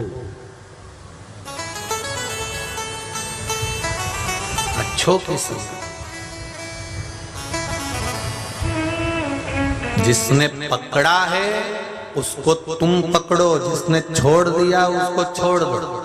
अर्थात शिव महापुराण की कथा कहती है, नामदेव जी महाराज ने हरि विठल को पकड़ा, संत तुकाराम जी ने भगवान विठल को पकड़ा, संत ज्ञानेश्वर ने भगवान को पकड़ा। ऐसे हमारे संत जो भगवान को पकड़ कर रखे हैं, उन संतों को हमें पकड़ लेना है। अगर हमने संतों को पकड़ लिया तो ये निश्चित है कि हमारा मार्ग भी सुलभ हो जाएगा, हम भी लक्ष्य तक पहुंच जाएंगे, हम भी मंजिल तक पहुंच जाएंगे। जिसने परमात्मा को छोड़ दिया, कई ऐसे मंदिर ही नहीं जाते। कई लोग बड़े शान से कहते हैं मैं तो कभी मंदिर जाता ही नहीं। कई सासुएं अपनी बहुओं का गुणगान कर देती है, हमारी बहू कभी मंदिर नहीं जाती गुरुजी, इतनी शान से कहती मंदिर नहीं जाती गुरुजी। तो हम भी पूछ लेते रोटी खाती कि नहीं खाती? जी जी, खाने को 4 बार चाहिए, मंदिर एक बार भी नहीं। और जब शरीर में रोग बढ़ गया, कष्ट आ गया, बीमारी पड़ गई, शरीर में गांठ पड़ गई, अब मम्मी महामृत्युंजय का जाप करा दो ना पंडित जी को बुला के। पंडित जी को बुलाया गया, हमारी बहू का महामृत्युंजय का जाप कर दो। बहू बड़ी तकलीफ में है, कष्ट भोग रही है। अब बहू से कहो, सास दवाई दे देगी, सास डॉक्टर को दिखा देगी, पति कमाकर लाकर तुम्हारी दवाई में पैसा लगा देगा, पर कष्ट अपने को भोगना है, दूसरा नहीं भोगेगा। तेरे कर्म का दंड तुझे भोगना पड़ेगा, दूसरा नहीं भोगेगा। इसलिए दवाई खा रहे हो, उससे पहले कि दवाई की जरूरत पड़े, उससे पहले दुआओं पर ध्यान देना कि किसी का मन ना दुखे, किसी के लिए अपशब्द ना निकले, प्रेम आनंद सुख परमात्मा की भक्ति में निकले। बाद में कहती हैं बहुएं, हमारा बेटा हमारी नहीं सुन रहा। तुमने अपनी सास की कितनी सुनी थी तो वो सुनेगा। एक गाना था, पहले फिल्म में आया था, जो पूजेगा वही पाएगा तेरा, जो बोएगा वही पाएगा, तेरा किया कर जाएगा। सुख दुख है क्या करके जैसी वैसी करी, जैसी करी दी वैसी। ध्यान रखना, आप नमन कर रहे हो, आपने अपने बच्चों के हाथ में 1 लोटा जल पकड़ाया, जाओ शंकर जी के मंदिर में चढ़ा कराओ। मम्मी मैं स्कूल जा रहा हूँ, स्कूल बाद में, स्कूल के पहले तुम शिव जी के मंदिर जाओ, जूते उतारो, पहले शंकर के मंदिर। मम्मी मैं आज की बेटी हूँ, मंदिर नहीं जा सकती, माँ समझाए बेटी को। मंदिर तो जाना पड़ेगा, शंकर का गुणगान करना पड़ेगा। जिसके बच्चे आज के समय में शंकर के मंदिर में 1 लोटा जल चढ़ा रहे हैं, ये ध्यान रखना, उस माता पिता को वृद्धाश्रम में नहीं भेजेंगे, ये निश्चित है। आप अपने बच्चों को मंदिर भेजो तो तुम्हारी औलाद तुम्हें वृद्धाश्रम में नहीं भेजेगी। जिनके बच्चे मंदिर जाने में संकोच करते हैं, नहीं हम डॉक्टरी की पढ़ाई कर रहे हैं, हम इंजीनियर की पढ़ाई कर रहे हैं, मैं सीए कर रहा हूं और मैं मंदिर जाऊंगा, लोग हंसेंगे, खिल्ली उड़ाएंगे, लोग मेरे ऊपर ताने देंगे, अपशब्द कहेंगे, ताने देंगे। अरे जा मंदिर, शिव जी को 1 लोटा जल चढ़ा, भगवान शंकर के मंदिर जा। जिन माता पिता ने अपने बच्चों को मंदिर जाना सिखा दिया, वो माता पिता चैन की नींद सोना, तुम्हें वृद्धाश्रम का मुंह नहीं देखना पड़ेगा। जिनके बच्चे मंदिर जाने से संकोच करते हैं, जिनके बच्चे शंकर के मंदिर जाने से संकोच करते हैं, जिनके बच्चे भगवान की भक्ति से मना करते हैं, बस वो तैयारी करके रखना। हमने बच्चों को पढ़ाया तो जरूर, पर संस्कार नहीं दे पाए, इसलिए तैयारी रख लो। 1 अटैची में 4 साड़ी, 4 का क्या करोगे, 13 ही रख लो, 13वां में काम आ जाएगा। मतलब रखो, संभाल जोड़ जोड़। लोग कहते जरूर है सीवर वाला महाराज बहुत आड़ी टेढ़ी कथा बोलता है, बहुत आड़ी टेढ़ी। अभी तो पहला दिन है, 6 दिन बाकी है। नींबू का अचार लेके आया था घर से चचा था। मम्मी बोली थी बेटा आटा पराठे के साथ कौन सा अचार ले जाएगा? हमने मम्मी नींबू का दर्द है, ध्यान रख। थोड़ा सा जीवन को संवारना है। अपने बच्चों का भाग्य आपको बनाना पड़ेगा, कोई दूसरा महाराज नहीं आएगा भाग्य बनाने के लिए। हम आपके घर में नहीं पहुंचेंगे भाग्य बनाने के लिए। आपको अपने बच्चों का भाग्य बनाना। डॉक्टर बनाओ, इंजीनियर बनाओ, सीए बनाओ, कलेक्टर बनाओ, एसपी बनाओ, डीएसपी बनाओ, तुम्हारी मर्जी पड़े। बच्चे को ऊंची ऊंची पोस्ट तक पहुंचाओ, खूब पढ़ा। और पढ़ाने के साथ में बच्चों को संस्कारवान हमें बनाना है, हमें बनाना।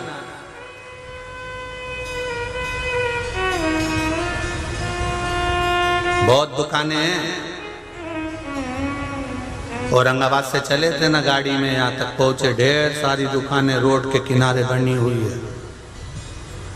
उन सारी दुकानों पे देखा तो बुढ़े लोग तो कम थे, बैग टांगे हुए नवयुवक बेटा बेटियां लाइन लगाकर इतने से ओखले में हाथ देकर खड़ी हुई थी। देवले तेरा हम बोलेंगे नहीं, तुम समझ जाओ, तुम्हें तो तुम समझदार हो रहे, पढ़ के हो। साधारण एक एक दुकान में रात्रि को जरा जाकर तो देखो, बूढ़े ठूढ़े की लाइन नहीं मिलती है मदिराओं की दुकान पे, सब जवान मिले।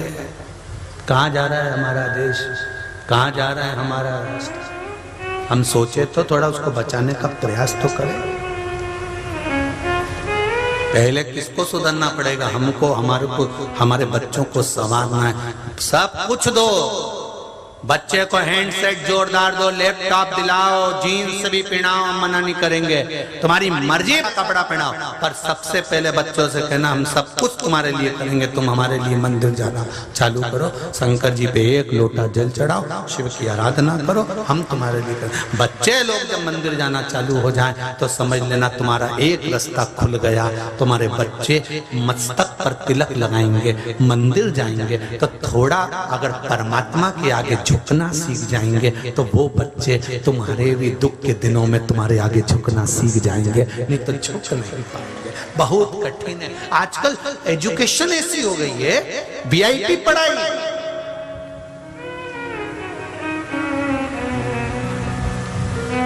वीआईपी पढ़ाई, टीकी लगाकर जाना नहीं है, तिलक लगाकर जाना नहीं है, हाथ में डोरा, अरे बोलते जाओ, स्कूलों में बंधा होना चाहिए, नहीं है डोरा नहीं बंधा होना चाहिए, तिलक नहीं लगाना होना चाहिए। पर तुम अपने बच्चों को स्कूल में डालने से पहले स्कूल वालों के सामने शर्त रखो, मेरा बेटा तिलक लगा कर आएगा, हाथ में डोरा भी बांध कर आएगा, पढ़ाना हो तो पढ़ा। हम बिगाड़ रहे हैं अपने बच्चों को, हम नहीं भेज पा रहे। शर्म आती है बच्चों को भेजे, ले जाएंगे, कहां सब रहेगा रास्ता। चंदन है इस देश की माटी, तपोभूमि हर ग्राम है, हर बाला देवी की प्रतिमा, बच्चा बच्चा राम है, जिसके सैनिक समर भूमि पर गाया करते गीता है, उसी माटी के हल्के नीचे खेली करती सीता है। ये कोई साधारण है? आज स्वतंत्रता दिवस का सुंदर आनंद से अमृत महोत्सव मना रहे हैं, 76वें वर्ष के अंतर्गत प्रवेश कर रहे हैं। अपने बच्चों के लिए संस्कार देने का प्रयास करिए। संस्कार। महाराज देवराज चोरी करने गया, पकड़ा गया, पकड़ाता उससे पहले मंदिर भाग गया, शरीर कष्ट हुआ, प्राण छूट गए, शिव के धाम चले गए। बिंदुक नाम का ब्राह्मण भी ऐसा ही कर्म करा। चंचुला देवी ने उसके मरने पर शिव महापुराण की कथा पार्वती जी से पूछ कर कराई, तब जाकर शिव महापुराण की कथा को तुमरुका जी ने कथा वाचना प्रारंभ करी। तुमरुका ये कोई साधारण नहीं, जिस नारी का गर्भ नहीं ठहरता 20 साल 15 साल 22 साल 25 साल भी संतान को हो गए कि संतान नहीं हो रही, उन नारियों को स्मरण करना चाहिए। रजस्वला धर्म के 7वें दिन सफेद आंकड़े की जड़, आकौआ की जड़, आंख की जड़ लेकर उस जड़ को शिव जी के मंदिर में जाकर शंकर भगवान पर से पति पत्नी दोनों स्पर्श कर 21 बार तुमरुका जी का नाम लेकर लाल धागे में कमर में बांध लेना चाहिए। भगवान शंकर से प्रार्थना करना चाहिए, बाबा मेरा गर्भ नहीं ठहर रहा, आप कृपा करिए और मेरे गर्भ में आपके द्वारा संतान हो, ऐसी कृपा कर दीजिए बाबा। बाबा को निवेदन कर आइए, बाबा तुमरुका जी के नाम के स्मरण के कारण संतान अवश्य देते हैं। शिव महापुराण की कथा यहाँ तक कहती है, बच्चा दानी में यदि गांठ पड़ गई हो, गठान आ गई हो, डॉक्टर ऑपरेशन का बोल रहे हो या डॉक्टर कह रहे हैं इसकी जांच होगी, कैंसर का रोग हो सकता है, तो भी आंकड़े का फूल भगवान शिव को समर्पित करना चालू कर दीजिए और उस आंकड़े के फूल को उठाकर किसी भी जलाशय में 5 या 7 बार फेंकना प्रारंभ कर दीजिए। शंकर जी के नाम का स्मरण कर भगवान शिव को चढ़ाया, निर्माल्य समझकर उठाया, अपनी कामना कर बहते जल में उसको डाल दिया। गांठ उस बच्चादानी के अंतर से गलना प्रारंभ हो जाएगी और ऑपरेशन की जरूरत नहीं पड़ेगी। पर इसमें तुमरुका जी के नाम का स्मरण होना जरूरी है। कौन सा नाम? जम के बोलो जरा, तुमरुका। ये शिव जी के परम भक्त हैं, भगवान शंकर के उपासक। ऐसे तुमरुका जी का नाम का स्मरण करेंगे। भगवान ईसर जी गोरा जी बनकर, गणा और गौर बनकर पधार रहे हैं। जोरदार ताली बजाएं। भगवान शंकर कथा सुनने के लिए ईसर जी गोरा जी बनकर, गणा और गौर बनकर कथा सुनने के लिए आए हैं। जोरदार ताली बजाकर स्वागत करिए।